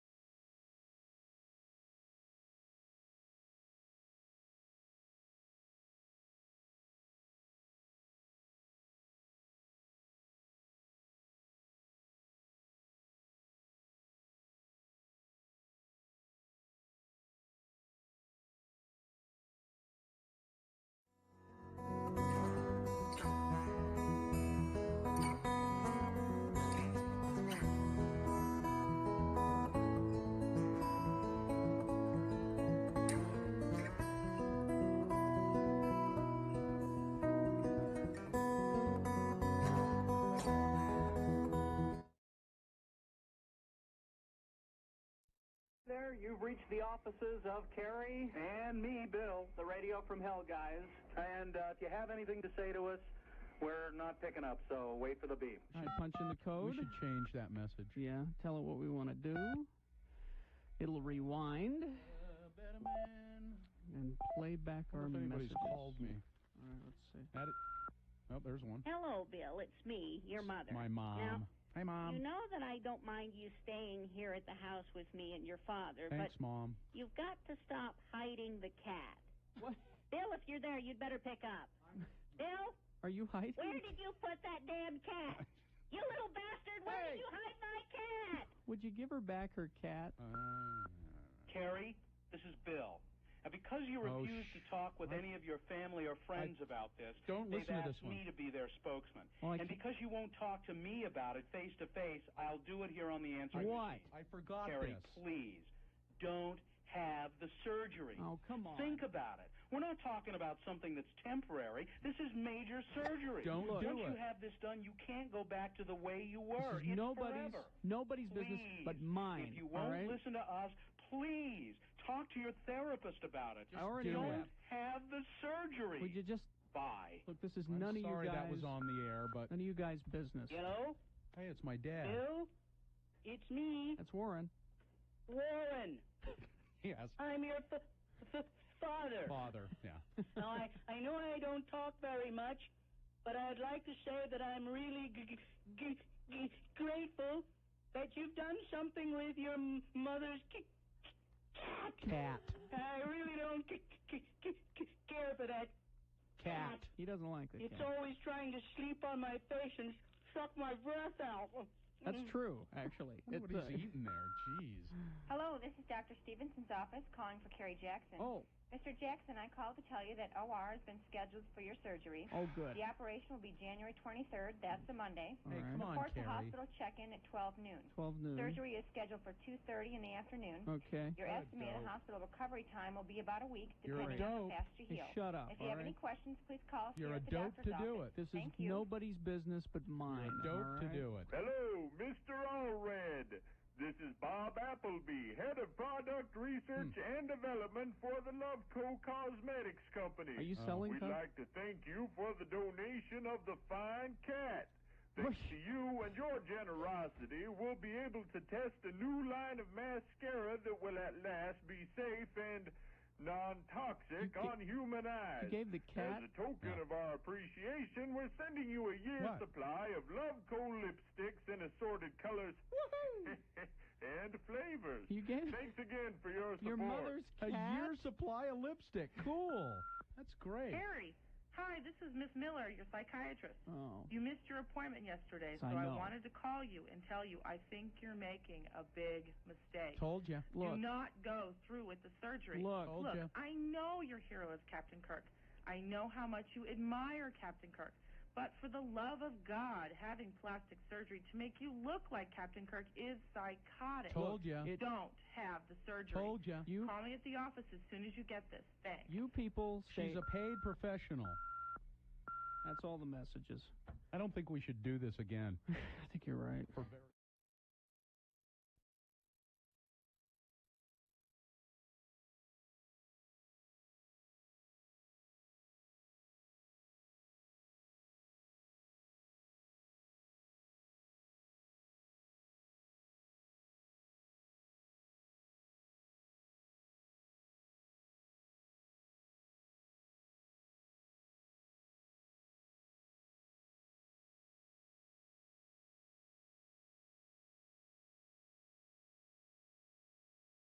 Because on this day. But it's a core artist, and friend of X96, Dan Reynolds, 1987, born on this day. Want to see my cool sunglasses? Sure. These are sunglasses. Go to x96.com/live. And I'm going to show you this. So I went to the Hoops Vision yesterday because I'm gonna have to have cataract surgery. My eyes are getting all blurry and cloudy, and I can't see things right. And they say bring sunglasses because we're going to dilate your eyes. Mhm. And I forgot. Oh. I said, I forgot to bring sunglasses, and And they said, well, we've got these things you can Disposable sunglasses. And, I said, you really should sell sunglasses here. Sure. Because how many people do what I did and forget to bring them? Just sell, fairly inexpensive sunglasses. People you'd make a little extra money. But it's in a roll, kind of. And it's just film. And so you open it up like this, and it just sticks on your face. Isn't that interesting? Yeah. It's pretty amazing. I've had those. Actually, I got those at Hoops. But when they dilated my eyes, same thing. I didn't have sunglasses. They gave me some of those. So I go to have the eye exam and all of that. And the first thing that was wrong was that they have an optometrist or an ophthalmologist look at you before Dr. Philip Hoops Jr. Comes in to talk about the cataract surgery. So you go through all these tests, and then this optometrist is checking my eyes. He's probably an ophthalmologist. I don't know the difference. And he said... One of them has more school. He said, yeah. And he said, you have a rogue eyelash there. Don't you feel that? It's probably been irritating your eye for a long time. And I said, I really don't. And then I went, oh, yeah, I wonder. He says it's scratching your eye constantly. You have one eyelash that's growing down and into your eye. Ooh. So whenever you blink, it's rubbing on your eye. I can feel that just you talking about it. And I think sort of at one time I probably noticed it, and then I kind of got used to it. And he says, probably been doing it a long time. Here, I'll just clip it off. So I thought that was so weird. Did it feel better? Now, see, I suspect that I have an eyelash that has worked its way into my eye, like underneath my eye. Oh, yeah? Into my eye socket. Because this eye for the past 2 weeks has been kind of irritated. So and I clean and everything, and I open. I got one of those reflective mirrors and all the fancy ones. Yeah. And I can't see any. I can't see any eyelash, but I can feel it. I wonder if. You have to fill out I filled out all of these forms, all this paperwork. They ask you all these questions before you go, and. There was one question on there that said, do you care for anyone at home? Now, Bill, that means... Well, I marked no, but then I wrote in parentheses, although I like them. I like them all, but no, I don't. Are you a caregiver? Yeah. Do you... And I pointed that out, and they said, we really should reword that question. Because I said I wasn't quite sure, whether but I really do care for them. And then, of course, I had Philip Hoops Jr., Dr. Hoops' son, yes, who is the cataract surgeon. Yeah, he's great. And I didn't see Dr. Hoops. In the past few visits I've been there, I haven't seen your either. No. Now I asked Philip Jr., your dad's still working, right? And he said, oh yeah. He said he does. I think 2 or 3 days a week he does LASIK surgeries all day. And then he said, but he comes in on the other days and roams around the halls. How you doing? He just likes straightening pictures on the wall. Yes, stuff like that, and talking to people. How are you? And I've said to him, Dad, you could take it a little easier. You've earned it. No, he has to come in 5 days a week. So even when he's not doing it, I just think it's. And I'd hoped I would see him, but I didn't. But he walks the halls, he said, and looks in on people and talks to people and all of that, and straightens pictures on the wall. I'm sure he does. That's funny. So anyway, I'm going to have a cataract removed from my right eye next Wednesday, a week from today. So I won't be here. Put your glasses back on.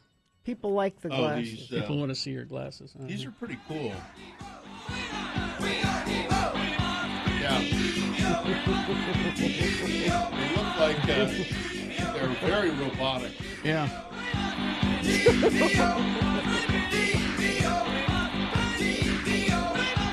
Okay, let's go. if RoboCop. All right. Are we not men? Oh, we are Debo. All right. Well, let's take a break. We'll be back with Boner Fight. Stand by for that. I guess Sim Gill's going to call in. Oh, okay. All right. We got that coming up. Stand by for all of that. Wendy's for breakfast. There's still time. You know, just you're running late for work, perhaps, and there's no way to avoid that. You might as well be just a little bit later and bring breakfast for the boss. That's going to soften the blow, I think, and you can certainly afford it with this deal. It's the 2 for $4 deal that is happening right now at Wendy's, and like I said, I think our breakfast is going to be delivered here at 10 o'clock. So you guys can try these sandwiches out. No, I've had 2 of them, but I haven't had the third one. I love the sausage, egg, and Swiss croissant. And I've had the bacon, egg, and Swiss croissant. I have not had the honey butter chicken biscuit, because I'm told it's like a chicken and waffle kind of a thing, if you can imagine that. Sounds good. Tastes like that. So, and they're all 2 for $4. And it's great quality ingredients, oven-baked bacon, fresh cracked eggs, toasted-to-order croissants. And for a limited time, it's 2 for $4. Stop by, hit the drive-thru, Wendy's. The 13th annual.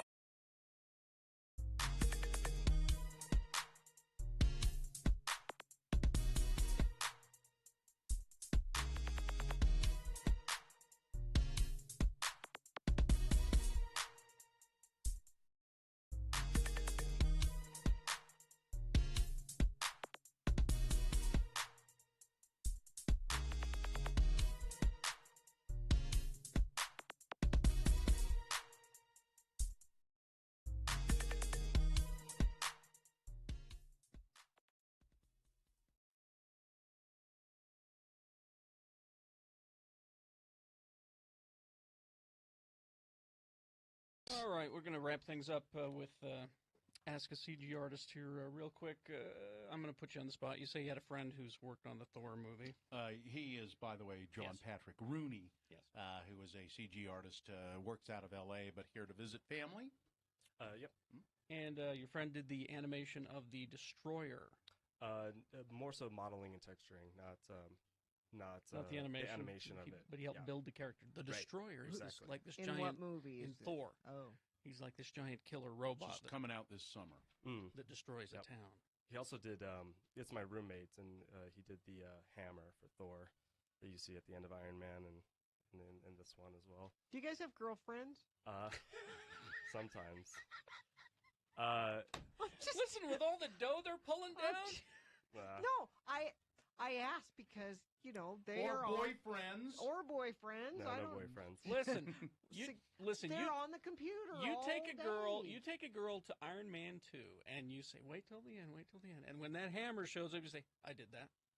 You're in. No, I'm not saying. I'm saying it sounds like they are chained to a computer a lot of the time. I have to say, I've had one relationship go south because I was working. That's all I'm kind of insane saying. hours. It was a good Ogden girl too, living in L.A. A good Ogden yeah, girl? good. I know. There's no such thing. In a good in a bad way. Yeah, right. Bad in a good Bad way. in a good way. That's all Good Ogden girl. Let's see. Quick software question from Nick. Let's see. Go ahead, Nick. Thanks for letting me listen. Yeah. Maya, I guess, is the standard. How does 3D Max compare?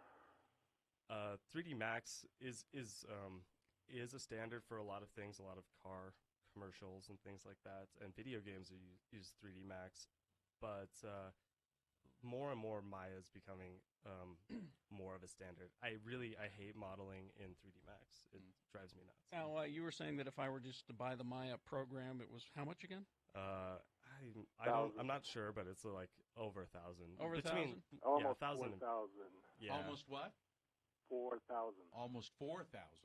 Well, 3,999. That's almost close. Yeah. Almost.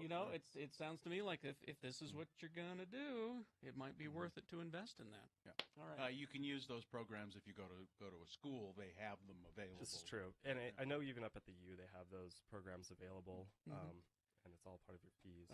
Here's a question without getting too political. How is your health insurance as an independent contractor? It's a bottle of Advil. Somebody wants to know, where's my holodeck? Yeah, that When was we my gonna next have the question. Where's holodeck? my damn holiday? Yeah, I'm working on it. So, All right. any requests? And send my way. here's the final question, which I think is the best one. This is: do you have to be good at math? Don't. Perfect. But sometimes I've used some trigonometry and Yeah, like don't you need scripts that and for things. architecture? Don't you Yeah, need that in it? sort of. Trigonometry. If people want to see some of the stuff, is there a place that people can go? Do you have a website where they can see your demo? I have my demo reel on Vimeo, but it's just you can go ahead and email me at johnpatrickrooney@gmail.com, and I will send you an email with some info. John Patrick Rooney, Irish? Yes. Oh. Irish question mark? John Patrick Rooney at gmail.com. St. Patrick's Day Parade Saturday, you know. Right, I'll stop by. All right.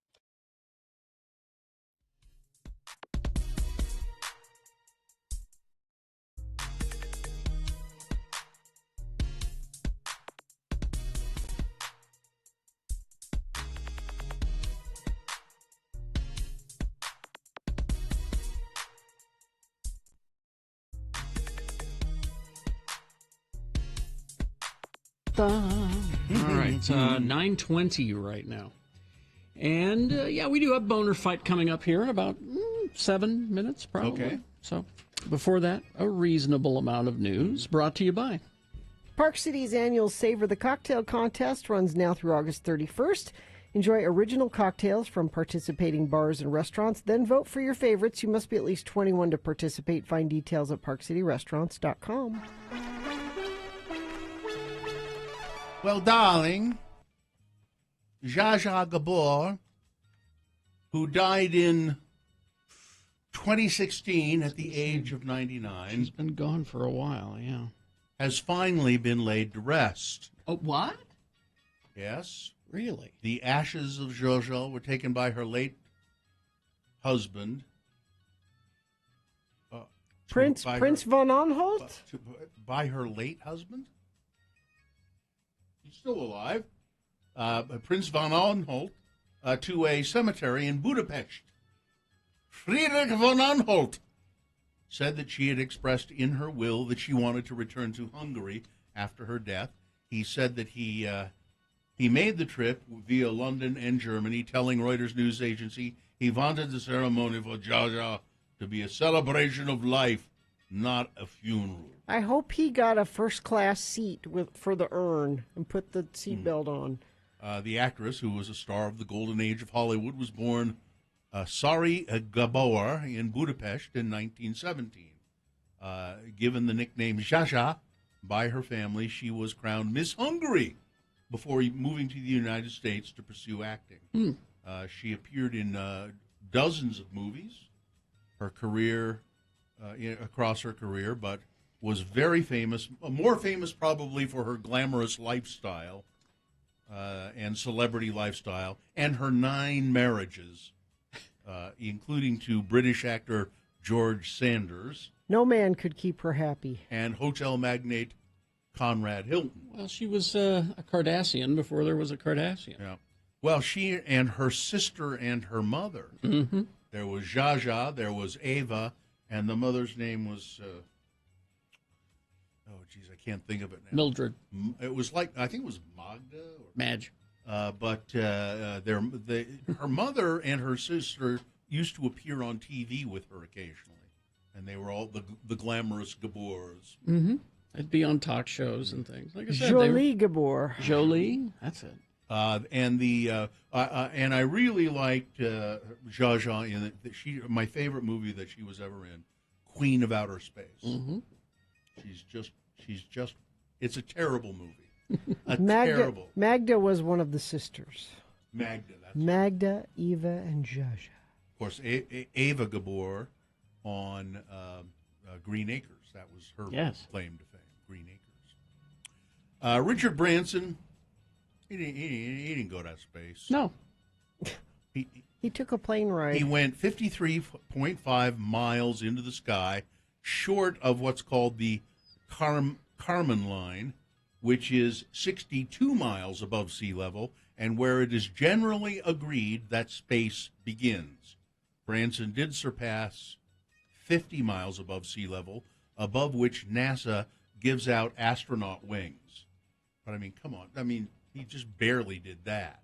And do you know, I didn't realize this. Okay, you're going to go up there and be weightless. Mm-hmm. He didn't go high enough into space for it to be a gravity thing. Honestly. The way you float is because when the plane comes back down, you're just floating because They do it. They do it to train astronauts. Yeah. As a matter of fact, they'll do steep dive. Yeah. They'll go up and then do a steep dive, and You can you'll be float weightless. for- They call it the vomit comet. Yeah, but it's not weightlessness. No. It's not the gravity. So I think this doesn't count. That weightlessness is apparently. Well, I mean, you are weightless. You can sense the same thing if you're driving really fast and then you kind of crest a hill and then there's a steep drop off on a hill every once in a while, or on a roller coaster. Yeah, Sense but people that would pay millions of dollars to go do what he did, I don't. There's officially no American definition for when space begins, apparently in large part because the government doesn't want to define it, because that could possibly change. It could possibly change with technological developments. So he didn't do it. Speaking of not doing stuff, Senator Mike Lee, Utah's senior senator, is throwing his weight around to get the CDC to recognize and help people who've been injured by the corona vaccine. What? Even if those injuries are rare. Now, actually, this is an okay thing. There are people. This is story of a woman who was in the trial. Oh, okay. She was in one of the trials. All right. Before the vaccine was released, I think, and she had bad side effects from it. Okay. And she's had trouble. You know, she's better now, and she said she believes in the vaccine. She got vaccinated with one of them. I don't know what after she went through all of this. There are people that need to be followed up and taken care of. This isn't. I mean, we can boo Mike Lee about a lot of things. It's just my instinct. I agree. When his name is spoken aloud, I immediately get a cringe and I go boo. We were talking with Dr. Cobble today about ways to get people to get vaccinated, and I think this might work. Emmanuel Macron in France has said to the French people, if you don't have a vaccination passport, proof of being vaccinated, you will not be able to go to restaurants, bars, sporting events, anything like that. He cranked up pressure on the country to get vaccinated to save the summer vacation season and the French economy. Macron announced that special COVID-19 passes will be required starting in early August to enter restaurants, shopping malls, to get on trains, to get on planes. And you know what? People bitched, but all of a sudden, 1.7 million French people signed up to get vaccinated. Because if you want to exist in society, yeah. Okay. You want to go fly on an airplane, you're going to have to take off your shoes, and you're going to have to do it. But the freedoms. It would take a lot of courage for Joe Biden to do that, because people would say, and he's probably saying to himself, if I did that, it'd be political suicide. Well, it would just be a furor, for sure. I don't know if the Führer would want to. People would freak the F out. Well, and they did in France, too. I mean, there were plenty of people bitching about it in France, but they're doing it. So that might be a little more feasible than my idea of sneaking into people's homes and giving them a shot when they're asleep. No, Bill, I think that's actually more feasible. Do you? Yes. than saying you can't do anything unless you're vaccinated. So these books that have been coming out about Donald Trump's last days, there's a story about about him talking about Brett Kavanaugh. Michael Wolf's new book, Landslide, The Final Days of the Trump Presidency, apparently Trump just unloaded on Kavanaugh. He was very disappointed in some votes made by Supreme Court Justice Brett Kavanaugh, his own hard-won nominee, and so Trump says, I don't know exactly what the votes are. It's here somewhere, but he said, "Where would Kavanaugh be without me? I saved his life. He wouldn't even be in a law firm. Who would have had him? Nobody. Totally disgraced. Only I saved him." So that's Trump admitting that Kavanaugh was an S candidate, a trash candidate, and he would rant endlessly about the treachery of Georgia Governor Brian Kemp, reminding people of how he shot up in the primary polls after Trump endorsed him. Over lunches in private dining room adjoining the Oval Office, Trump would reminisce about how he saved Kavanaugh by sticking by him, for Kavanaugh not to do Trump's bidding and vote in exactly the way Trump wanted him to on certain issues was, in Trump's mind, a betrayal of the highest order. Trump said, "Practically every senator called me and said, 'Cut him loose, sir, cut him loose. He's killing us, Kavanaugh.' I said, 'I can't do that.'" That's because he expected Kavanaugh to do exactly what he wanted. And it's the Federalist Society cleared all of the judicial nominees. They were picked by the Federalist Society, and that's who they wanted. This is what I paid for. Why am I not getting what I paid for? Exactly. It's Boner Fight with Radio from Hell on X96. All right, here we go. The winner from round one, an unusual candidate. I liked the funny monkey. This was a story about a library in England, East London, and the library hired some sort of a story reader, entertainer for the kids' library, for children. And who turns up? A guy in a bare-bottomed monkey costume that had a fake penis on it. You can see it right now at x96.com/live. I think, understandably, parents were outraged. This is not I don't think it's appropriate for adults, even. No, I don't want to see that costume ever. No. But boner candidate number one of the children saying, "Well, I like the funny monkey." Going up against boner candidate number two, this is a local gun company or gun modification company in Provo, I think.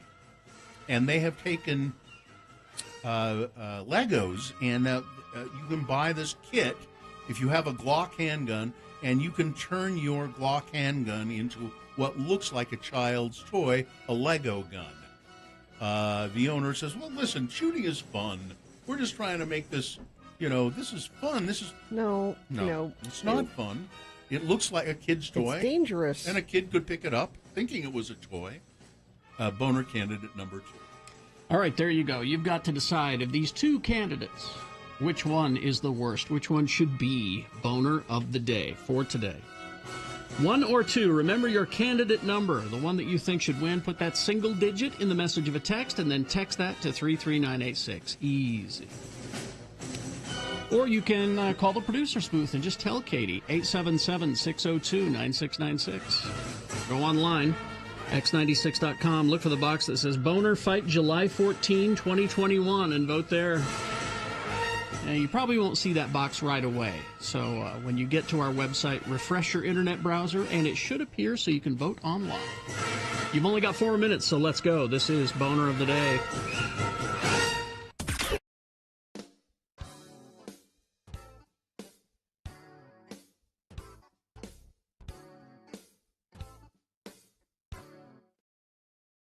Recently on the Rachel Ray show, she was promoting her new fragrance, which she calls Fancy. It's $85.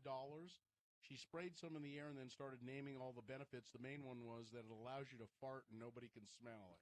That's a selling point? That's what she said. She said if you're in an elevator and you're wearing this perfume...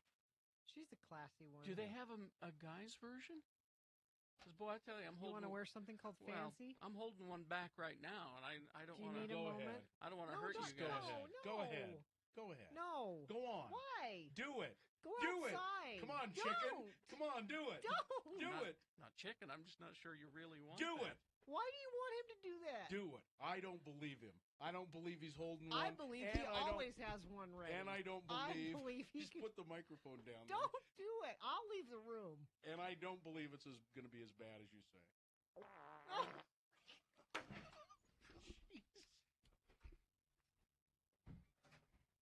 You weren't serious?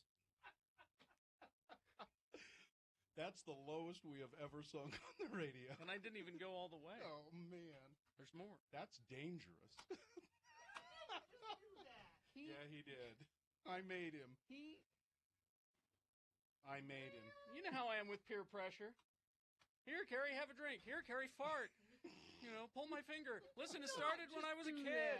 It started when I was a kid. My dad used to make me pull his finger. He did. I don't smell anything. Seems fine. It'll circulate. Will it? Yeah. Okay, It'll come around. maybe we'd better take a break. I haven't been eating much meat lately, so. Oh, geez. Well, You know, for someone that just that was really tuned into good. this show for the first time, I know, just now, we don't usually do that. We've lost them forever. Really? You know, we're. Do you think? You don't think that they could forgive us just this one? I can't forgive you. Now, long-time listeners of the Radio from Hell show, if you'd like to call us now. Listen, I was goaded into it.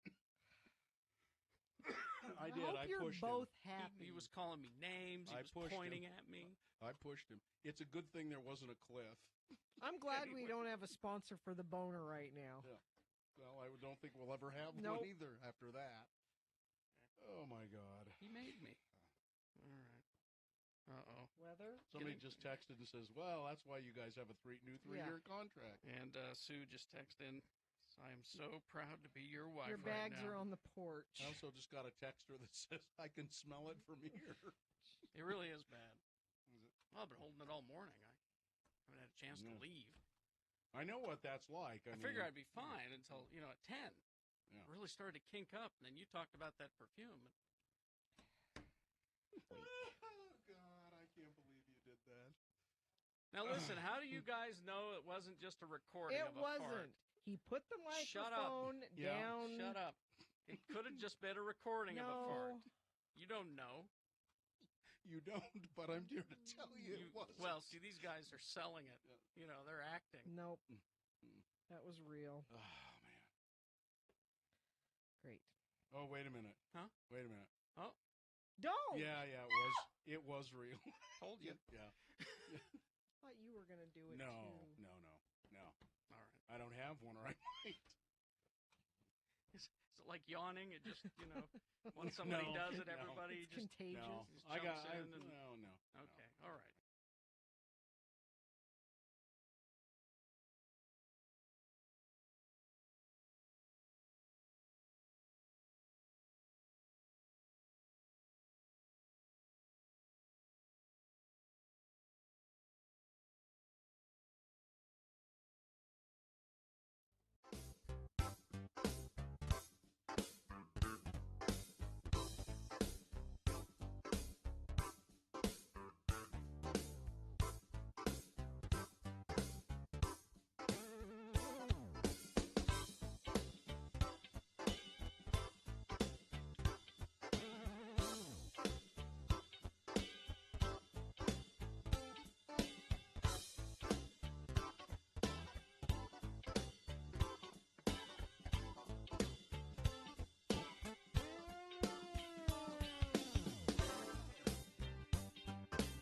All right, let's award Boner of the Day. And yes, Boner of the Day is brought to you in part by cheese and chocolate fondue.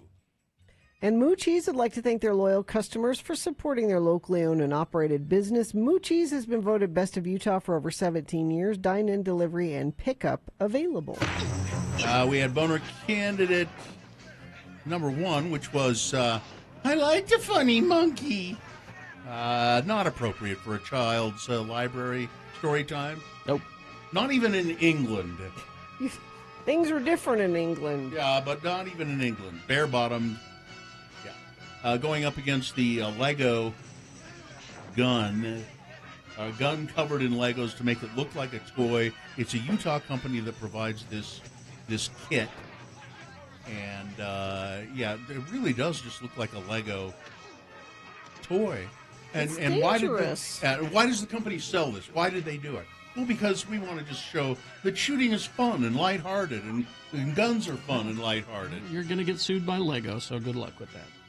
And the winner, by a large margin, boner candidate number 2, Lego Glock. All right, that's the winner of Boner of the Day. For today, it is now qualified to be Boner of the Week. Now, I'm not sure who we have on the phone. Is it Sim Gill? It's supposed to be Sim Gill. It's supposed to be Sim Gill, but I'm also seeing the words Tabish Jamie in here. That's Sim's wife. Oh. Are you calling from your wife's phone? Must be using your wife's phone. Okay, all right. I'm using my phone. Oh, okay. Well, I wonder why your wife's name is on there. Everything's in her name. I don't know. Okay. All Sim right. Gill, District Attorney of Salt Lake County. That is odd. You're making me do a double take to make sure I don't have her phone. It's just under her name, it looks like, but there you go. Sim, now I see here that it's what I see on my screen is it says Sim Gill Camp Hope. Mm-hmm. Yeah. Talk about that. Well, listen, we're very excited. We launched something really unique. We launched it last year when we created our Victim Support Services Division, which is a trauma-informed, victim-centered approach. But then COVID hit, and Camp Hope was something that we've been working on for 8 years. And the idea here is very straightforward. We have victims, child victims of crime. Often they have some terrible, horrific things that they undergo, or witnesses to violent crime, and that creates trauma. And there also research shows that they have incredible resiliency and neuroplasticity. That is, that we can actually help them overcome that. And if we can replace their bad memories with good experiences.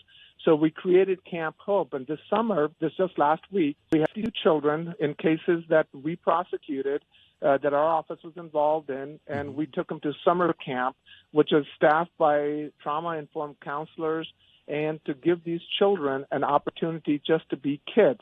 To build their sense of self-esteem, to open up with other children, because often their social interaction suffers, their self-worth suffers. And this is something that we've been just excited to work on for, like I said, 8 years. And we launched it this week, and it was an incredible success. Nice. How long were they at camp? They were in camp for a full week. Nice. And so when we talked about it, because we sat there and we said, okay, when we talk about our childhood, and summer camp is that sort of thing that sort of is ideal. And we took them up into the mountains. This was the first time for many of these children to actually go out to even leave the city. Took them fishing, hiking, canoeing, paddle boarding, and then, of course, a lot of other activities as well. And we had children from 8 to 17, 62 children, and it was incredible to see the smile on their faces, the laughter in their voices, and really give them an opportunity to start having hope and to have a positive sort of direction. And the importance of this is that if you don't address this, then you create intergenerational trauma. And what the research shows is by us, we can actually disrupt the passage of that trauma from one family to another as well. Sim, let's ask you. I want to ask you about a serious subject now, and I think that's a great thing that's being done. And Camp Hope. And if you want more information about Camp Hope, where do you find it? Where can we go? Yeah. You can reach out to our office and our website, and we can get you that information. And we are already, unfortunately, looking for folks who are. We have too many need here, and we're going to do it again next year, and we're looking forward to that. Now, quickly, a more serious subject. This is about, and this keeps popping up in the news, and it's been come back again. Utah police officer who shot a man inside the police department. It was his third shooting. There are claims that the suspect that he shot was handcuffed. This has all been turned over to your office. And this happened a year ago or more, right? No, 2 years ago. That is correct, and we will be bringing this to a conclusion here in the very near future. Very difficult set of circumstances, and we're just processing through it. And in the next 2-3 weeks, we're going to finalize our findings on that. Mm-hmm. And there's been a couple of articles, obviously, written in the Tribune about it, talking in general about officers who are in multiple shooting incidents. And, as prosecutors, we don't get to consider that unless it's relevant directly to the shooting. So we look at the focus of that individual action at that moment when that decision is made, and none of that is an easy process. So a couple of things there. What you're saying is that the other 2 shootings that this officer was involved in really has no bearing on the one that you're looking at now.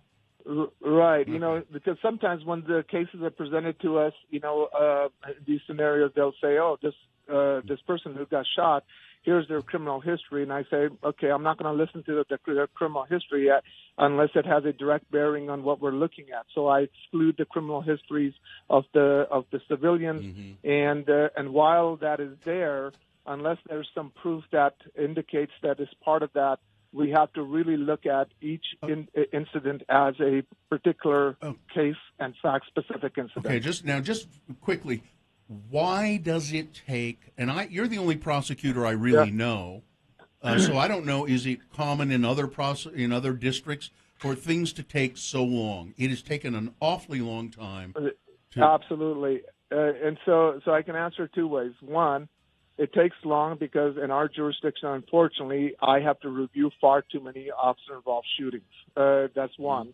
And the second thing is that as we try to get them out as quickly as we can, but sometimes the issues are much more nuanced and complicated, so we try to spend a lot of time and look at a lot of resources to try to get it right rather than to rush through it. Mm-hmm. So it's a combination of the 2 of those things. Okay. Our jurisdiction is the only one that unfortunately sees as many shootings as any other jurisdiction in the state. I see. All right. Sim Gill, Salt Lake County District Attorney. Camp Hope, remember that? Reach out to Sim's office for Camp Hope. And thanks for talking with us. Always a pleasure. Thank you, Sim. Always a pleasure. Thank you. All right, we will take a break, and we will be back to crawl towards the exits. Various conspiracy theories.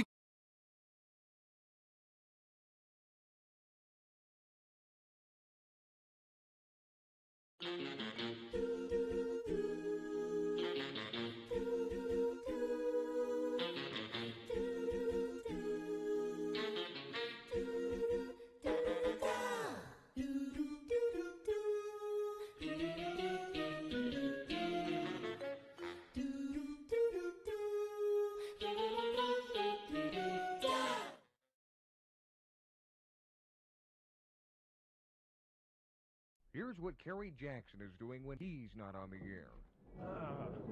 Yes, Mr. Jackson, thank you for coming into my office. As the manager of this department store, it is my job to make sure that everything goes smoothly. And during the Christmas season, that's especially important. We hired you to be our store Santa on good recommendations from your radio station management. But frankly, we've had complaints from many of the parents about your performance as Santa. Now, how do you begin each visit with a child? Well, first off, I have them shake my hand.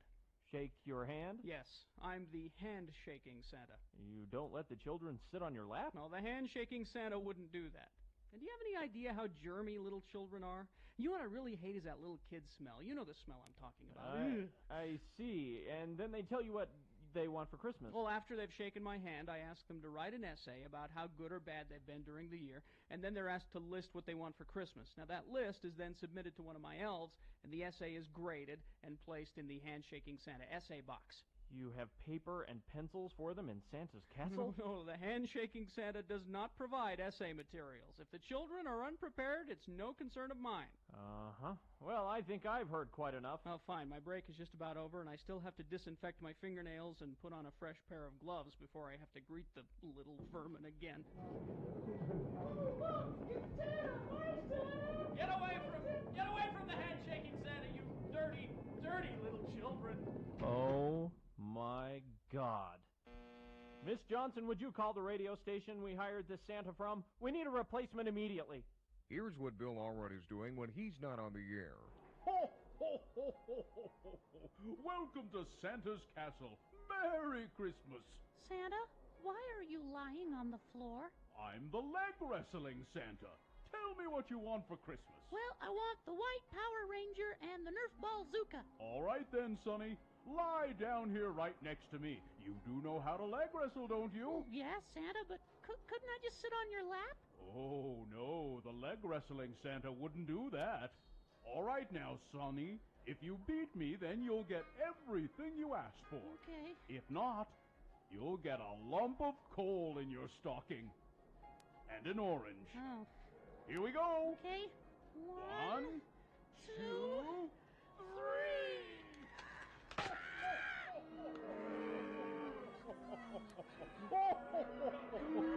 Sorry, Sonny. You lose. Get him out of here, would you, my little helpers? Who'll be the next to challenge the leg wrestling Santa? Why don't you leg wrestle me, Mr. Butthead Jolly Old Sucky Claus? Aren't you a little old to be leg wrestling Santa? You're pretty tough with these kids. Let's see you take on someone your own size. All right, then. You lie down right here. Good. But first, I have to take a leak. Can't leg wrestle on a full bladder, you know. Be right back.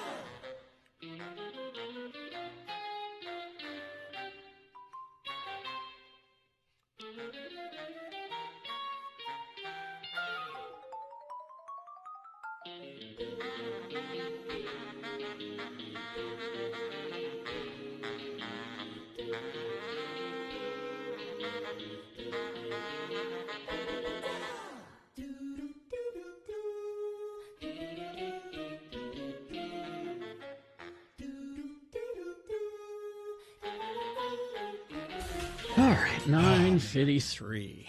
All right, I went to this to the melting pot, and it was good. You know, I mean, I hadn't been there in a long time, and it was the food was really good. But it's an odd concept that you go out to dinner and cook your own food. I don't. They should charge less for that, right? Yeah, it's just kind of an odd concept. You know, you you expect them to bring you prepared food, but no. That's part of the fun. Yeah. That's why kids like to go there. That's why they. There were lots of people there, boy. Well, you know, when you go to Korean barbecue in L.A., I don't know if there's any around here that do it, but when we go into Koreatown, they, even though it's cooking at your table, there's still the nice lady that comes around and, you know, flips the meat and cuts it for you and brings you all the stuff. So I kind of like the teppanyaki, the Japanese teppanyaki restaurants.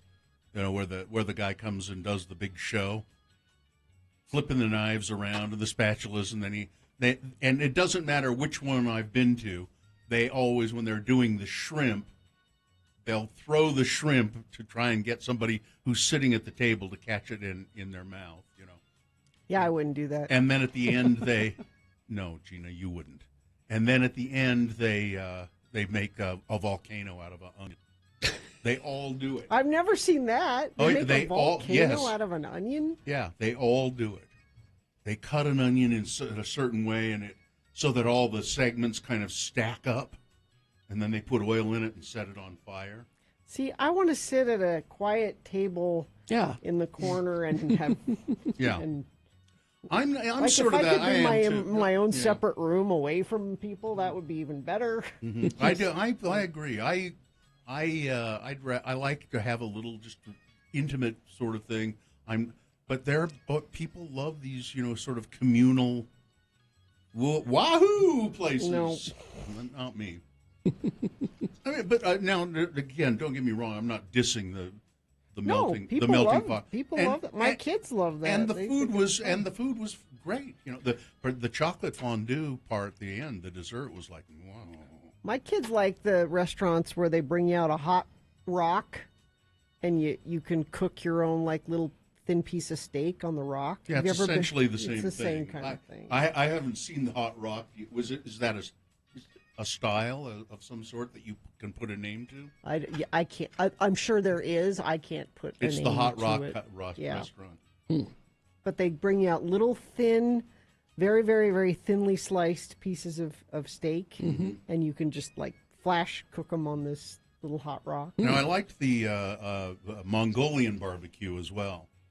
I used to really like that one in Ogden, Lee's Mongolian barbecue. Oh yeah, I had a dream about that. Oh, that was owned by a guy whose name was Da Lee.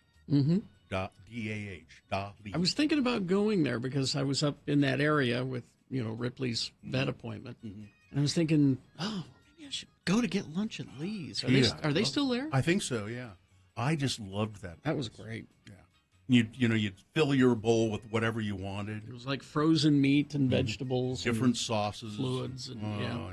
Take it over to the guy at the kettle drum grill thing, and he'd hit it with sticks. Yeah, you'd throw your food on the kettle drum and hit it with sticks, and then scoop it into your bowl and hand it to you. Yeah, oh, it's delicious. Yeah, it was great. Mm-hmm. We don't have time now, but speaking of sauces, people love lists, and I do have a list of a sauce list of at least 20 sauces that people. You held on to that? Yeah. Until the end. It's timeless. It's really timeless. Okay. We can say some sauces are better than others. It's what does it say here? Sauces that will transform 20 simple sauces that will transform any recipe. Mm. Well, yeah. A sauce can fix food that has just been ruined. What was that? That's from Gina. What was that? That's the that's the whole basis of the restaurant Sauceman's. I'm because they serve really dry, stringy meat, but the sauces that you dip it in, dip it in the sauce. Yeah. That's it. You're a sauce person, Gina. I have sauces I like. You use A1 because and which you only should use A1 if the meat is inferior. I'm just suspicious that this is one of those lists that when you open it, it's just a bunch of recipes and it's not going to. Oh no, I looked at it. It's sauces you purchase. Okay. No, you make. But still. Yeah, you're going to have to make them. You can't just buy them. First one on there, green sauce. Green sauce. Okay. All right. Let's do the promo and get out of here. Oh, wait a minute. Do I have that? Yes, you do. Mm-hmm. How do you know? Because I can see that you have it. There we are. Okay. We are making our way to the weekend, but don't miss Thursday's Radio from Hell show. After some farting around, Carrie has the latest in geek news at 6:45, and then at 7 it's time to play Beat Gina. This is where I challenge a listener to try and beat my trivia knowledge for the one and only Radio from Hell face mask. Plus, Sean Means and his movie reviews at 8, and then our friend Robert Gerke will join us at 8:45. So make your morning a little better with Thursday's Radio from Hell show on X96. Just a little. Just a little. Better. Not great. I heard that in your voice. I didn't want to overpromise. No. All right. I think we're good, right? Fine job, Katie. Live long and prosper, bitches. Don't you know who I am? You lost me at Pecorino. Corey is next.